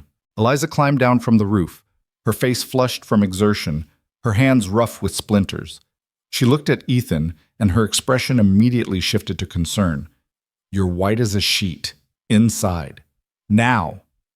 He wanted to argue, but the truth was he felt like he might pass out. The pain in his ribs had gone from manageable to excruciating somewhere around the 2-hour mark. He let Eliza guide him back to the cabin and into bed without protest. "You overdid it," she said, checking his bandages. There was fresh blood seeping through the one on his shoulder. Had to be done. "It could have waited one more day. You could have let yourself heal." But her tone was more worried than angry. She rebandaged the shoulder with gentle efficiency. "You're going to rest now, actually rest, and I'm going to ride to town for supplies." "No." The word came out sharper than he intended. "It's not safe. Graves is still out there, and after what happened, which is exactly why I need to go. We need materials, and we need to file a formal complaint with Sheriff Barnes about the flood. Someone needs to verify the damage was caused by poisoned water upstream, and if we don't act now, any evidence will be washed away or degraded." Ethan knew she was right, but the thought of her riding into town alone, facing the people who'd rejected her, possibly confronting Graves without backup, it made his chest tight with something beyond physical pain. "Then I'm coming with you." "You can barely stand." "I can sit a horse well enough." They stared at each other, both stubborn, both afraid, neither willing to back down. Finally, Eliza said, "What if we both go, but you stay mounted and let me handle the talking? You be there as support, but don't push yourself beyond what your body can handle." It was a compromise, and Ethan hated compromises, but it was also reasonable, which made it hard to argue against. "Fine," he conceded, "but we take the rifle, and at the first sign of trouble, you'll heroically ignore your injuries and start a gunfight." She raised an eyebrow. "Let's try to avoid that scenario." They saddled Judge. Clementine still hadn't been found, likely swept miles downstream or fled into the mountains, and rode double toward Bitter Creek. Ethan sat in front, Eliza behind him with her arms around his waist. The position was intimate, practical, and slightly awkward all at once. The town looked the same as always when they arrived, but Ethan felt the shift in atmosphere immediately. People stopped their conversations to stare. Women pulled their children closer. Men touched their hat brims to Ethan, but pointedly ignored Eliza. Sheriff Barnes was in his office, looking haggard and overworked. He glanced up when they entered, and his expression cycled through surprise, concern, and resignation in quick succession. "Cole, Miss Moore, heard about the flood. Bad business." "It was murder," Ethan said flatly. "Or attempted murder. That water was poisoned upstream deliberately, meant to kill my cattle and contaminate my land. When the storm hit, it turned poison into a weapon that nearly killed us both." Barnes rubbed his face tiredly. "You have proof of this?" "The dead cattle from before. The timing. The fact that my land has been targeted twice now in the exact same way." Ethan's voice was hard. "And I'm betting if you ride up to my creek and check the source, you'll find evidence someone tampered with it." "I'll send someone to look, but Cole, you have to understand." "Understand what? That Thomas Graves is protected because he's got money and connections? That attempted murder is acceptable as long as the victim is just some homesteader nobody cares about?" "That's not what I'm saying." Barnes stood, his own frustration evident. "I'm saying I need evidence that will hold up. Evidence that points to a specific person, not just vague accusations." "Then get that evidence," Eliza interjected quietly. "Ride to the ranch. Examine the flood damage. Check the creek source. Do your job, Sheriff, and stop making excuses for why you can't." Barnes looked at her, really looked at her, and something in his expression softened. "You're right. I'll do it. This afternoon I'll ride out personally and document everything." "Thank you," Eliza said. They left the sheriff's office and headed to the general store for supplies. Samuel Pierce was behind the counter, and his face went through a complex series of expressions when he saw them: surprise, discomfort, calculation. Cole, didn't expect to see you after what happened. Need supplies, lumber, nails, tar paper for the roof, food staples. Whatever you've got that can help rebuild. Pierce's eyes flicked to Eliza, then back to Ethan. That's going to be expensive. You good for it? I'm good for it. Because if you're not, I can't extend credit, store policy. Ethan pulled out the small leather pouch where he kept his savings, most of what remained after buying cattle and supplies for the year. He dumped it on the counter. The coins clinked heavily, making Pierce's eyes widen slightly. That cover it? Pierce counted the money quickly. Should cover the basics, yes. I'll have it loaded. We'll load it ourselves, Eliza interrupted. Just show us where the materials are. While they were loading supplies onto the wagon they'd borrowed from behind the store, Thomas Graves appeared. He looked worse than the last time Ethan had seen him, his clothes disheveled, his eyes red-rimmed and wild. This is your fault, Graves said without preamble, jabbing a finger at Eliza. Everything that's happened, the sheriff questioning me, my wife asking questions, the whole town looking at me like I'm some kind of monster. It's because of you and your lies. I never lied, Eliza said calmly, continuing to load boards. I told the truth, and you couldn't handle the consequences. Truth? You don't know what truth is. You came here with delusions, threw yourself at me, and when I rejected you... You rejected me? Eliza's laugh was sharp. You spent 8 months writing me love letters, 8 months making promises about our future together. You paid for my train ticket, Thomas. I have the receipt with your name on it, so please continue telling me how I deluded myself. Graves's face went purple. That's a lie. I never... You did. Eliza turned to face him fully now, and Ethan saw steel in her spine that made him proud despite the circumstances. And the only reason you're still denying it is because you know the moment you admit the truth, your entire life falls apart. Your wife leaves you. Your business suffers. The town sees you for what you really are, a coward who used a lonely woman for entertainment and then destroyed her to protect himself.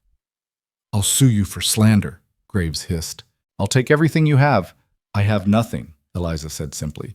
You already took everything when you destroyed my reputation, so sue me, Thomas. Drag me into court, and let's see what a judge makes of those letters you claim don't exist. Let's put your word against mine in front of the law and see whose story holds up better. Graves opened his mouth, closed it, opened it again. No words came out. He looked like a fish drowning in air. That's what I thought, Eliza said. She turned back to the wagon. Ethan had been watching this exchange with growing admiration and carefully controlled rage. Now he stepped forward, putting himself between Graves and Eliza. You come near her again, he said quietly, and I'll forget about sheriffs and laws and the whole pretense of civilization. You understand me? You threatening me, Cole? I'm making a promise. Same one I made before. You hurt her. You answer to me. And unlike the law, I don't require proof or evidence or any of that bureaucratic nonsense. I just require certainty, and I'm real certain about what you did. Graves backed up a step despite himself. Whatever he saw in Ethan's eyes apparently convinced him that pushing further would be a mistake.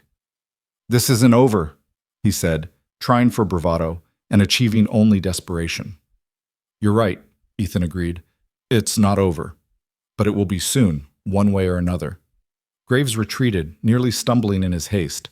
Several townspeople had gathered to watch the confrontation, and their whispered conversations followed him down the street. Ethan saw Dutch Morrison among them, the big blacksmith's expression thoughtful. Morrison approached slowly, his massive hands held up in a gesture of peace. Cole, need to talk to you, private-like. Ethan's hand moved toward his gun, but Morrison shook his head. Not here to cause trouble. Got information you might want. They stepped aside while Eliza continued loading supplies. Morrison glanced around to make sure no one was listening, then spoke quietly. I've been doing some work for Graves the past few months, repairs to his store, some custom metal work. Last month he asked me to make something specific, a metal container with a tight seal, about the size of a flour tin. Paid me extra to keep it quiet. What kind of container? The kind you'd use to transport poison without it leaking or degrading. He didn't say that's what it was for, but I'm not stupid. And then when I heard about your cattle dying, about the poisoned water, Morrison shrugged his massive shoulders. I put it together. You willing to testify to this? Tell the sheriff? Morrison was quiet for a long moment. Graves has got friends, Cole. Powerful ones. I testify against him. I might find my business drying up, my family getting squeezed. It's not right, but it's reality. So you're telling me this why? Guilty conscience? Because what he did to Miss Moore was wrong. What he's doing to you is wrong. And because I've got a daughter about her age, and if some man treated her the way Graves treated that girl.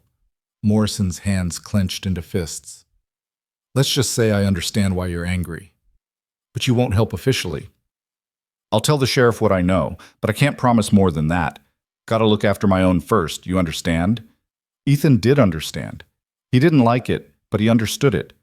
Survival often meant compromise, meant choosing your battles, meant protecting your own, even when doing right required sacrifice.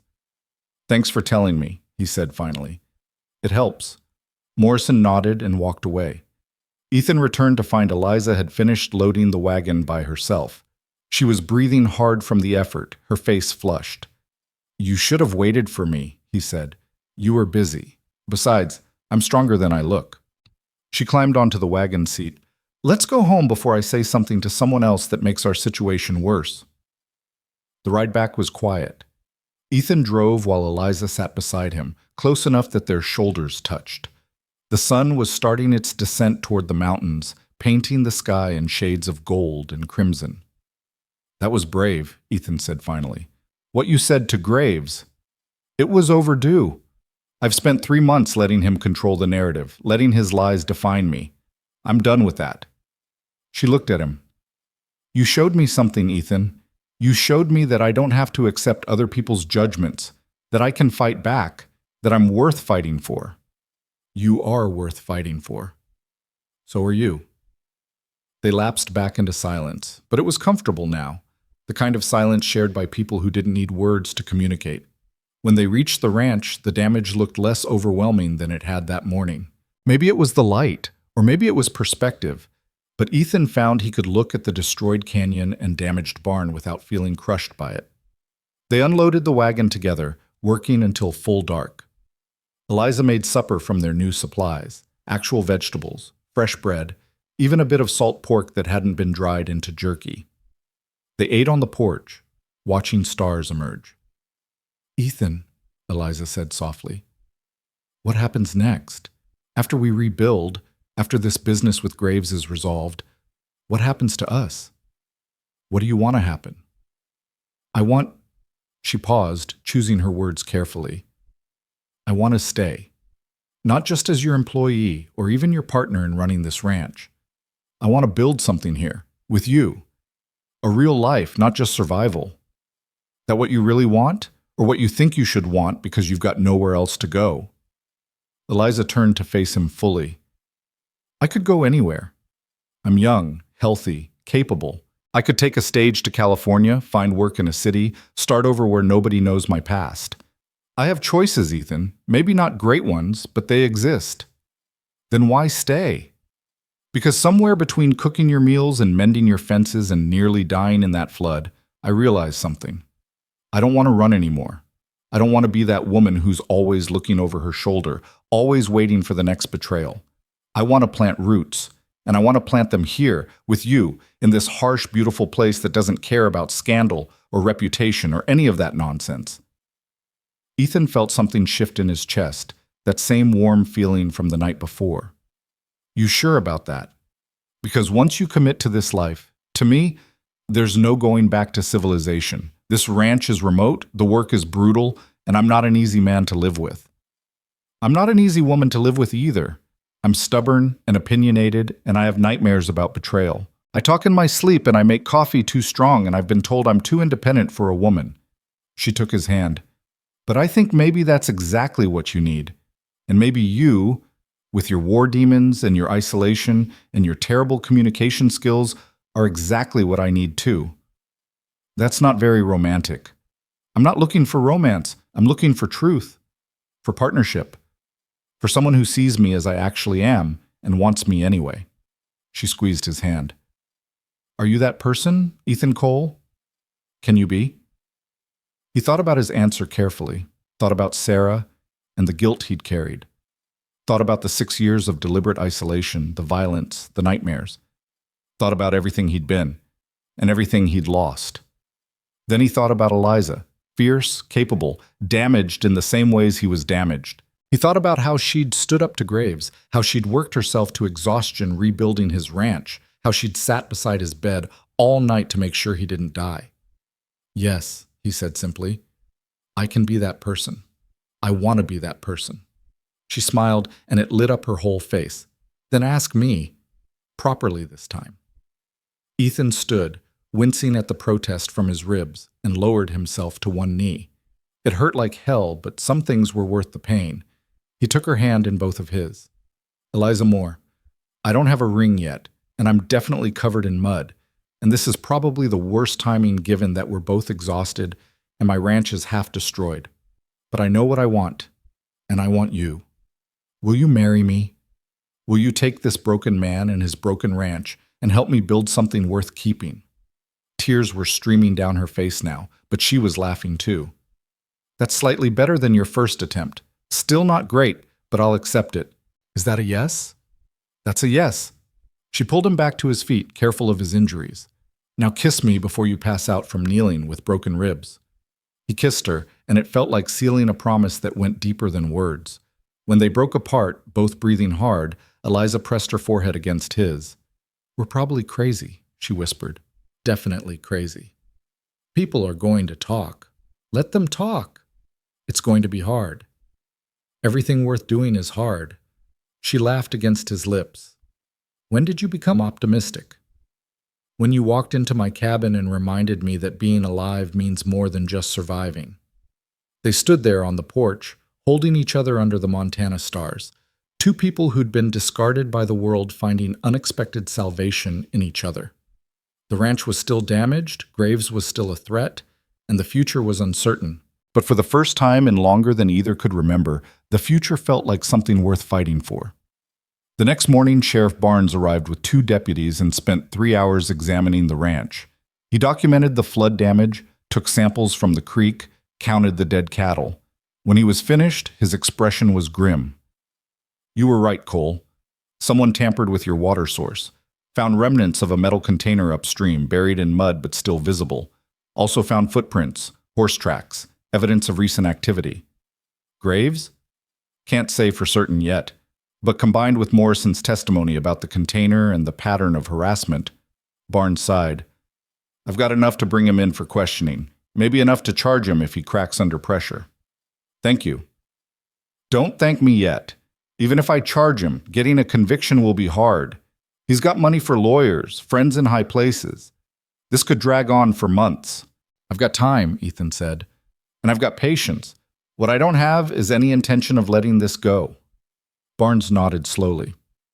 Figured you'd say that. Just try to let the law handle it, Cole. I know you've got skills from the war, and I know you're angry, but vigilante justice only makes things worse. I'll let the law handle it, Ethan agreed, as long as the law actually handles it. After Barnes left, Ethan and Eliza returned to the work of rebuilding.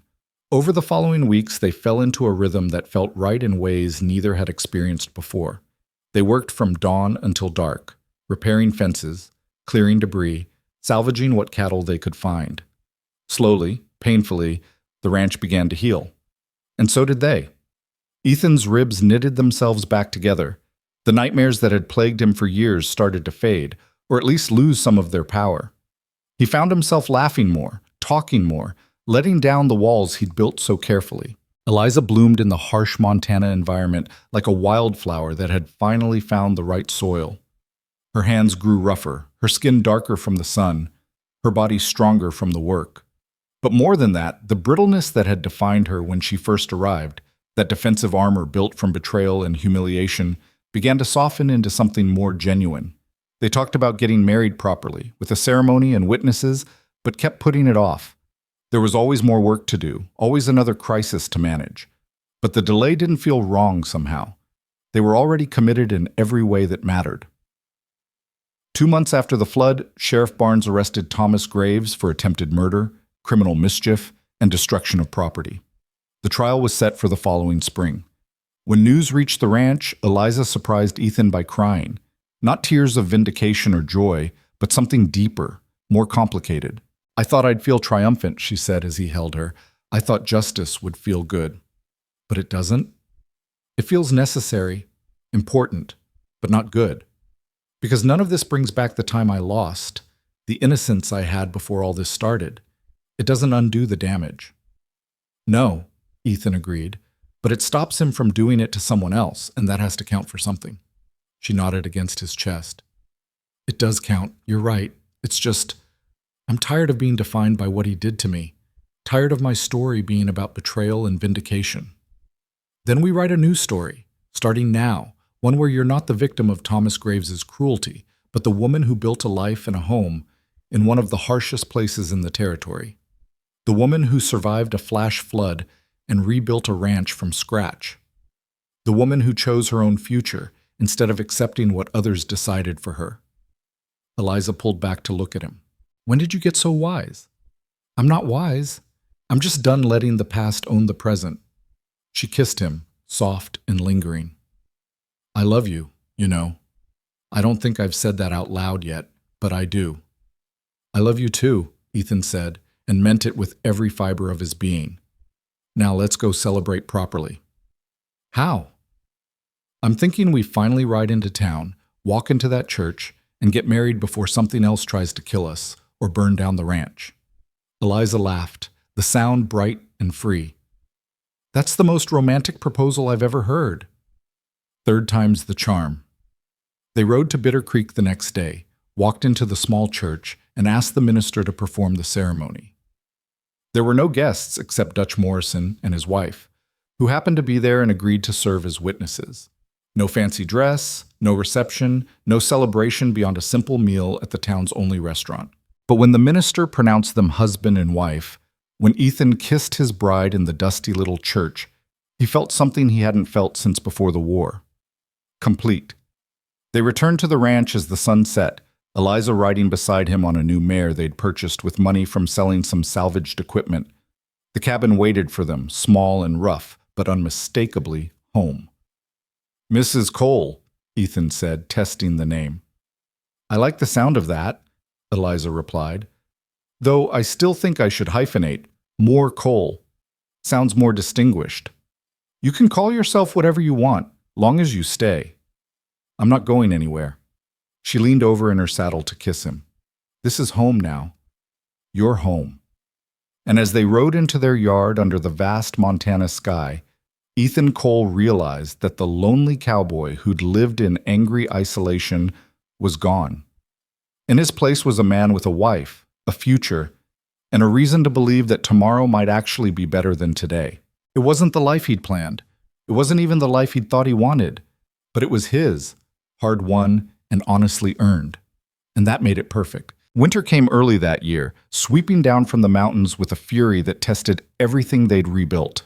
Ethan and Eliza worked frantically to prepare, knowing their first winter together would either prove the strength of what they'd built or expose fatal weaknesses in their hasty repairs. The new well held against the freezing temperatures. The patched barn roof kept the snow out. The cattle they'd managed to salvage huddled in the protected valleys, surviving on hay they'd cut and stored during the brief autumn. Every morning, Ethan woke before dawn to break ice in the water troughs, and every morning Eliza was already up, coffee brewing, planning the day's work. They moved through the frozen months as a single unit, anticipating each other's needs, communicating in the shorthand that develops between people who've chosen to depend on each other absolutely. The isolation that had once crushed Ethan now felt like protection. The cabin that had been a prison became a sanctuary. In late January, a letter arrived from Sheriff Barnes. Thomas Graves had accepted a plea agreement. Rather than face trial and almost certain conviction based on Morrison's testimony and the physical evidence, he'd confessed to poisoning the water source. He wouldn't serve jail time. His lawyers had been that good. But he was ordered to pay substantial restitution to Ethan for the lost cattle and damages. More importantly, he'd been publicly disgraced, his confession printed in the territorial newspaper. His wife had left him, taking the children. His business was failing as former customers found reasons to shop elsewhere. "He's destroyed," Eliza said quietly, reading the letter over Ethan's shoulder. "Everything he tried to protect by ruining me, he lost anyway." "You feel sorry for him?" "No, but I don't feel triumphant either, just tired of it all, ready to move past it completely." Ethan turned in his chair to face her. "Then we move past it. We take his money, use it to make this ranch better than it was before, and we never speak his name again. He doesn't get any more of our time or energy." "Agreed." She folded the letter and set it aside. "Besides, I have other things to think about now." Something in her tone made Ethan look at her more closely. There was a flush to her cheeks that had nothing to do with the cold, and her hand rested unconsciously on her stomach. "Eliza, I wasn't sure how to tell you. Wasn't sure if I should wait, or if there was some proper way to announce it, or—" She took a breath. "I'm pregnant, Ethan. About 3 months along, I think. I wanted to be certain before I said anything." For a moment, Ethan couldn't process the words. His mind went blank, then flooded with so many emotions at once that he couldn't separate them. Fear and joy and terror and wonder all crashed together. "A baby," he said stupidly. "A baby," she confirmed, watching his face carefully. "I know it's sooner than we planned. I know the timing is terrible with winter and the ranch still recovering and everything else, but—" He kissed her before she could finish, pulling her into his arms with desperate gentleness. When he pulled back, he realized his eyes were wet. "Don't apologize," he said roughly. "Don't you dare apologize for giving me something I never thought I'd have again." "You're happy?" "Happy doesn't begin to cover it." He placed his hand over hers on her stomach, marveling at the idea of life growing there. "Terrified, yes. Completely unprepared, absolutely. But happy in a way I didn't know was possible."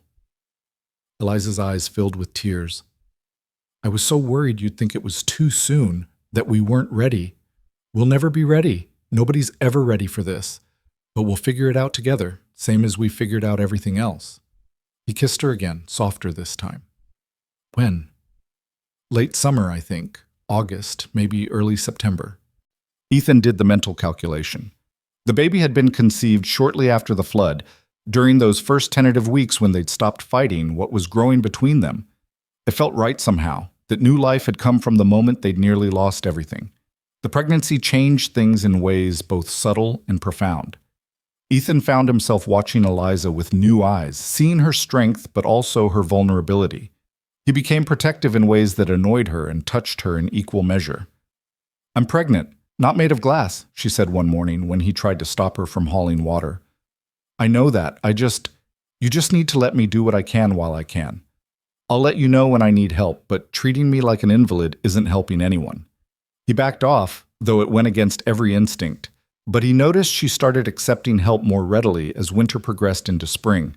Her body changed in ways that fascinated and slightly terrified him. The swell of her belly became visible under her dresses, and he'd catch himself staring, amazed that his child was growing there. Spring brought the trial, though Graves's confession had effectively ended any real drama.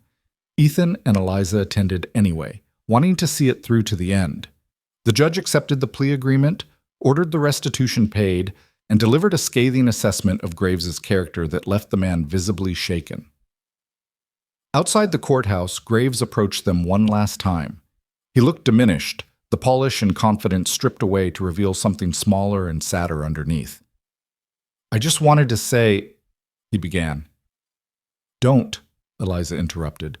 "Don't apologize now. Don't explain. Don't make excuses. It's done. We're done. Live with what you've done and leave us alone." Graves nodded slowly. "For what it's worth, I am sorry. I was selfish and cruel, and I destroyed lives for no good reason. I know that now." "Good," Ethan said flatly. "Now go be sorry somewhere we never have to see you again." They walked away without looking back, and Ethan felt Eliza's hand squeeze his tightly. That chapter was closed. They could finally, truly move forward.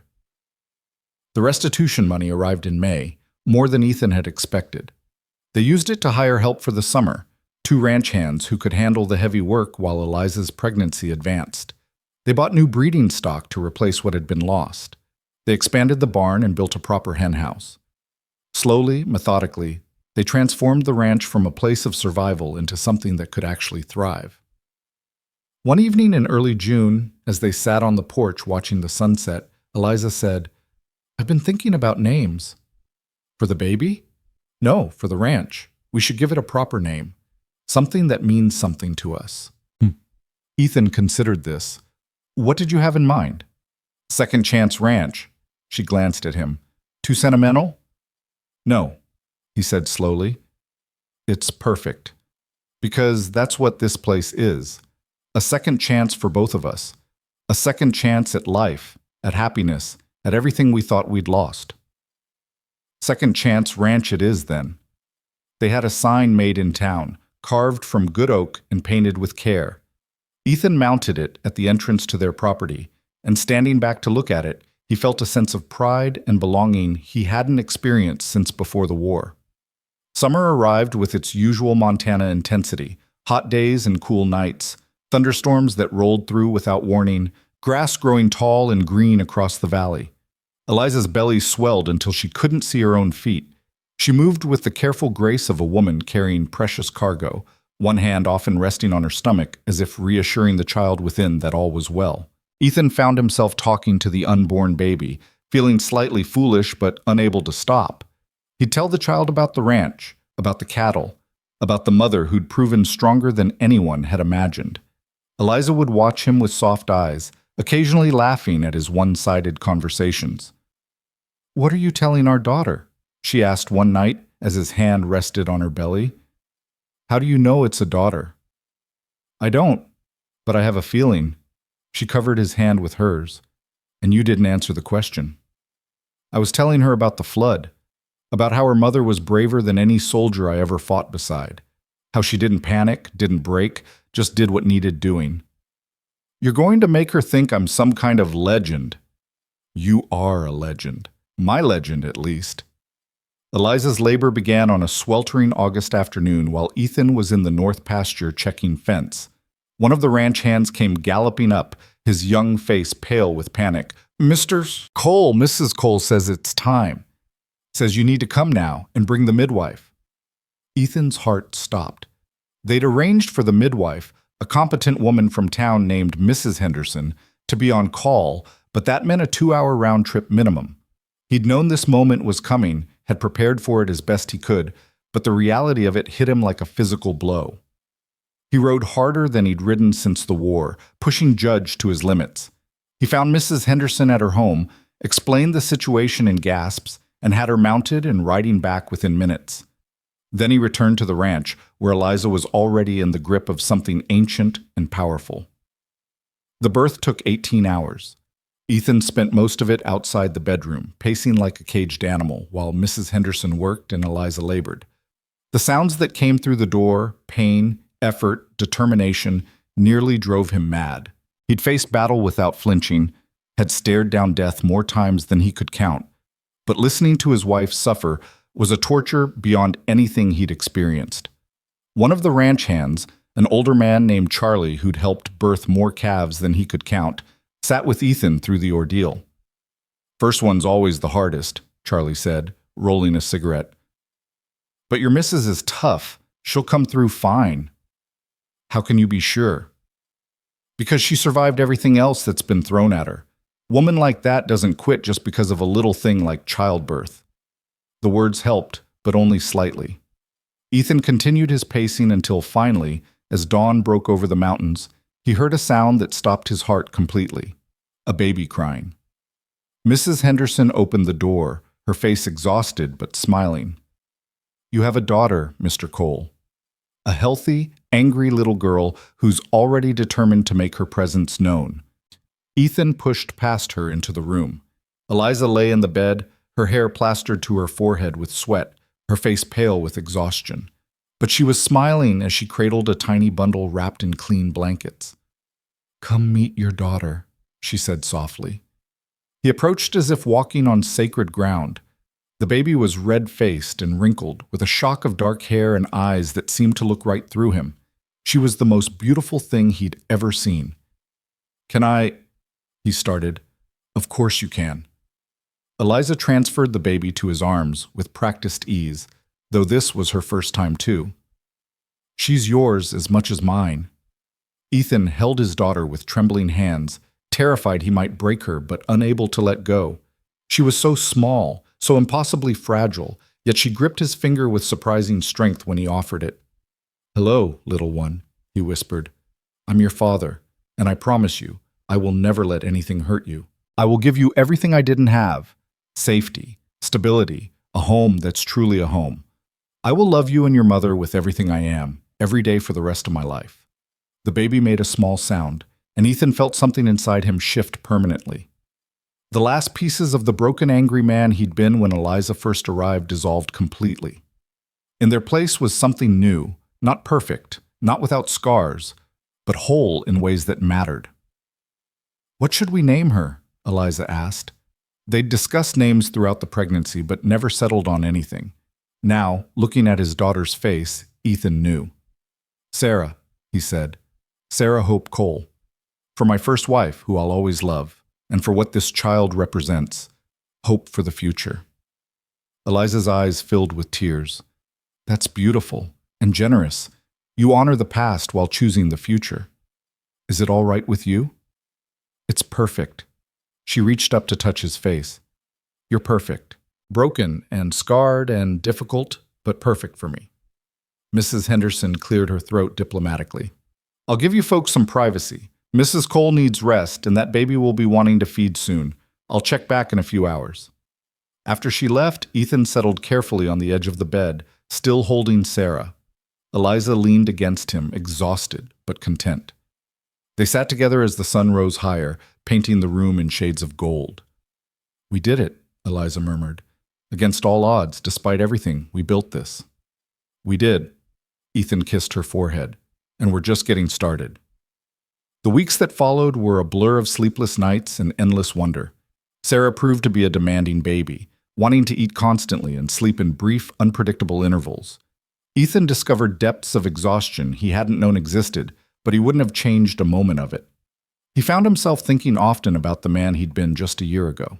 The lonely cowboy who'd wanted nothing but isolation, who'd pushed away any possibility of connection or joy. That man seemed like a stranger now. This version of himself, sleep-deprived, covered in spit-up, singing nonsense songs to a baby at 3 a.m, felt more real than anything he'd experienced since before the war. Eliza recovered her strength quickly, driven by the same determination that had helped her survive everything else. Within a month, she was back to light work around the ranch, Sarah strapped to her chest in a sling Ethan had fashioned from soft leather. The baby seemed content to be carried this way, watching the world with those intense dark eyes, taking in everything. Autumn arrived with its usual show of color, the aspens turning gold against the evergreens. Ethan and Eliza stood in their yard one evening, watching the sunset while Sarah slept in her father's arms. Do you ever think about how different things could have been? Eliza asked. If Hutchins had sent me to someone else? Or if you'd actually turned me away that first night? Sometimes. Usually late at night when I can't sleep and Sarah's finally quiet. He shifted the baby slightly, supporting her head. But then I think about everything that had to happen exactly as it did to get us here. All the bad choices, the pain, the near disasters, they all led to this moment. Do you regret any of it? I regret the pain you had to endure. I regret that Graves wasn't held accountable sooner. I regret the cattle we lost and the time we wasted being afraid. He looked down at his sleeping daughter. But if I could go back and change things, make it easier somehow, I'm not sure I would. Because struggle taught us things comfort never could. It made us stronger than we had any right to be. That's a hard philosophy for someone who just became a father. Maybe. But I want Sarah to grow up understanding that life isn't easy, that worth comes from perseverance, that the best things are often the hardest won. He smiled slightly. Though I'd prefer she learns those lessons with slightly less drama than we experienced. Eliza laughed. Agreed. Maybe we can spare her the attempted murder and flash floods. Winter came again, their second on the ranch, but this time they were prepared. The barn was solid, the house was warm, and they had enough supplies to last through even the worst storms. More importantly, they had each other and the small, perfect life they'd created together. On Christmas morning, Ethan woke to find Eliza already up, feeding Sarah by the fire. The scene was so peaceful, so utterly domestic, that he had to pause and simply take it in. His wife, his daughter, his home. Everything he'd thought he'd lost forever, given back in a form he never could have predicted. "Merry Christmas," Eliza said softly, not wanting to wake the baby who'd just fallen back asleep. "Merry Christmas." Ethan joined them by the fire, wrapping his arms around both. "I know we didn't get each other gifts. We got each other this." She gestured around the cabin at the life they'd built. "What more could we possibly need?" "Nothing," he agreed. "Absolutely nothing." The years that followed proved both easier and harder than that first one. Sarah grew into a bright, curious child who seemed to inherit her mother's determination and her father's quiet intensity. When she was 2, Eliza announced she was pregnant again, this time with twins, boys who arrived screaming and hungry, turning the household into barely controlled chaos. James and William Cole were born in the spring of 1881, healthy and loud and demanding. Ethan named James for his brother who died at Gettysburg, and William for Eliza's father. The babies stretched their resources thin, but somehow they managed. The ranch hands helped. The neighboring homesteaders, more of whom had moved into the valley as the territory became more settled, pitched in. They'd become part of a community despite their isolation, respected for their hard work and honest dealing. Second Chance Ranch prospered. The cattle herd grew. The land that Ethan had nearly lost to poison and flood became productive and profitable. They added on to the cabin, building proper bedrooms for the children and a larger kitchen for Eliza. It would never be a mansion, but it was a home in every sense that mattered. One evening, when Sarah was 5 and the twins were toddling terrors, Eliza found Ethan sitting on the porch, where so much of their early relationship had developed. He was watching Sarah play in the yard while the boys napped inside. "What are you thinking about?" she asked, settling beside him. "Everything. Nothing. How lucky I am." He took her hand. "I keep waiting for it to feel normal, this happiness. But it never quite does. Every morning I wake up and I'm still surprised to find you beside me, to hear the children, to have this life." "Is that a bad thing?" "No, it's a good thing. It means I never take it for granted." He squeezed her hand. "I remember exactly how alone I was, how close I came to just giving up. And then you walked in bossy and determined, and everything changed." "I was terrified that night," Eliza admitted, "standing at your stove, pretending to be brave, while inside I was certain you'd throw me out. I had nowhere else to go, no backup plan. If you'd sent me away, but I didn't." "But you could have. You had every reason to." She leaned her head on his shoulder. "We were so broken, both of us. It's a miracle we didn't destroy each other. We nearly did a few times. But we didn't. We chose each other instead. Every day we keep choosing each other." Sarah ran up to the porch, her face flushed with play. "Papa, tell me the story again, about how you and Mama met." It had become her favorite bedtime story, a sanitized version of their meeting that left out the darker elements but kept the essential truth. Ethan pulled his daughter onto his lap. "Well, it was a dark and stormy night." "It wasn't stormy yet," Eliza interjected. "It was late afternoon and the storm was just building." "Fine. It was late afternoon and a storm was building, and I came home to find a strange woman cooking at my stove." "You weren't cooking," Sarah said to her mother. "You were just standing there being brave." "I was cooking," Eliza confirmed.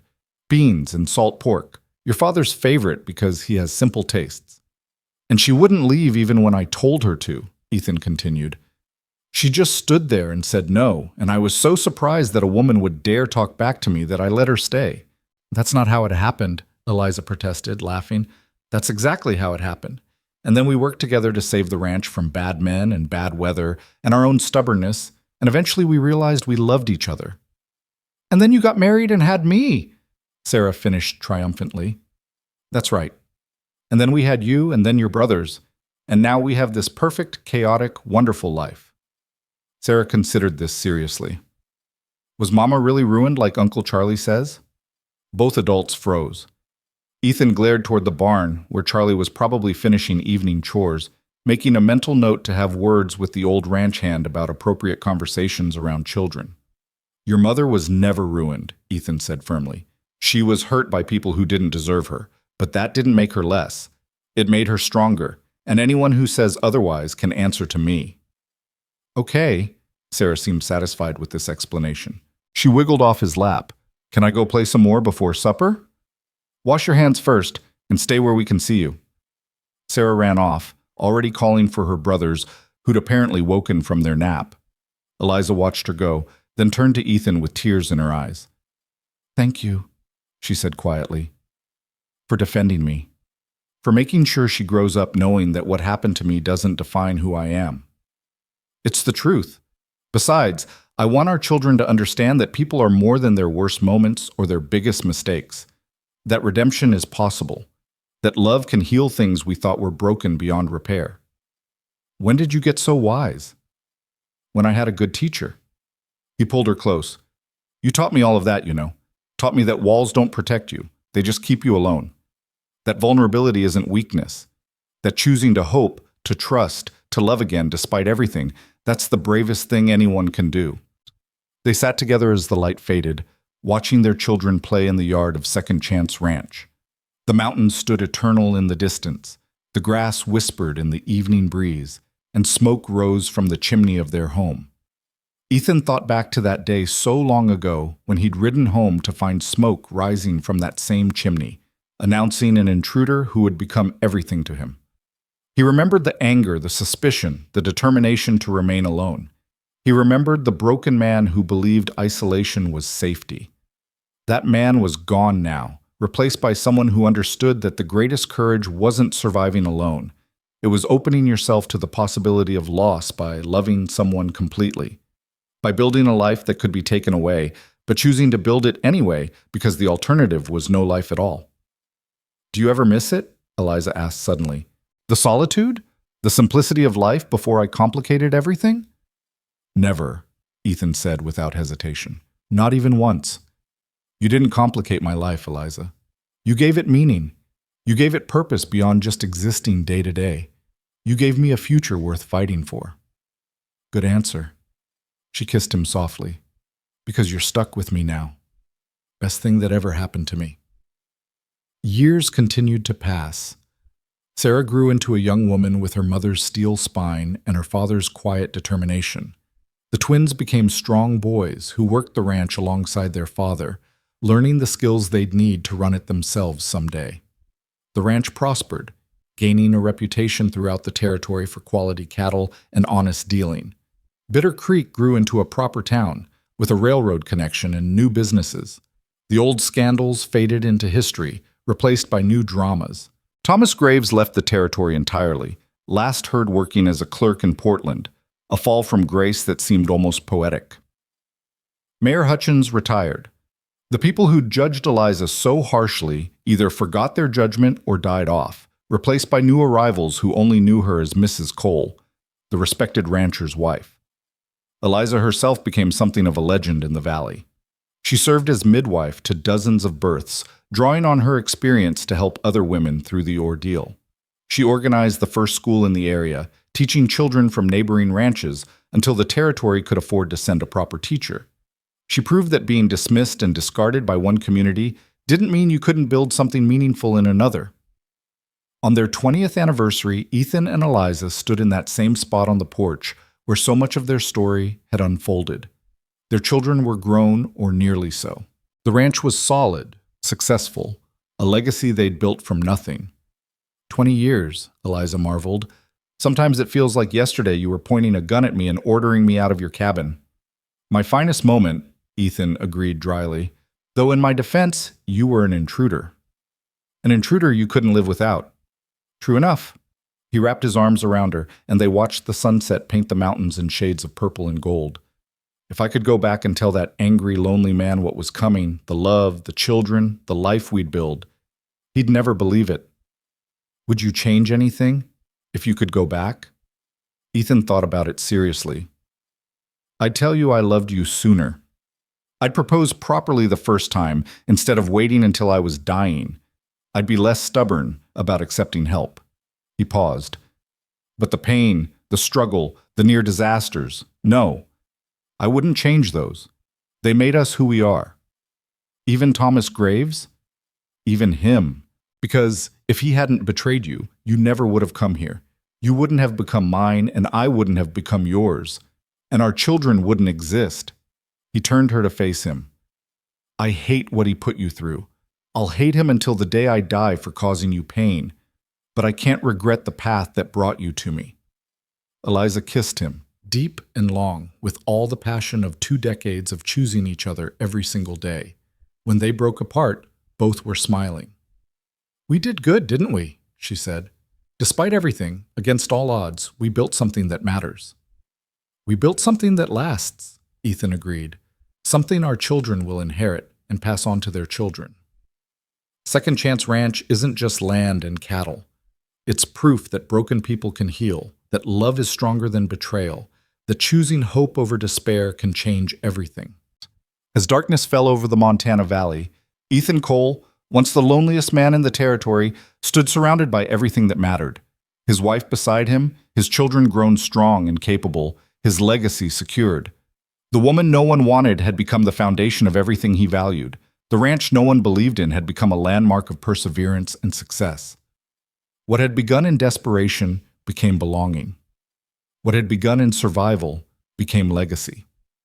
2 damaged souls who'd found each other in the harsh Montana wilderness had proven that second chances weren't just possible. They were worth every hardship required to claim them. The cabin lights glowed warm against the gathering night. Somewhere inside, their grandchildren would soon be playing. The cycle would continue, each generation building on what came before, carrying forward the story of the lonely cowboy and the woman no one wanted who became the mother of his future. It was a good story, an honest story, a story worth telling for generations to come. And as Ethan held Eliza close under the vast Montana sky, he understood that this was what redemption looked like.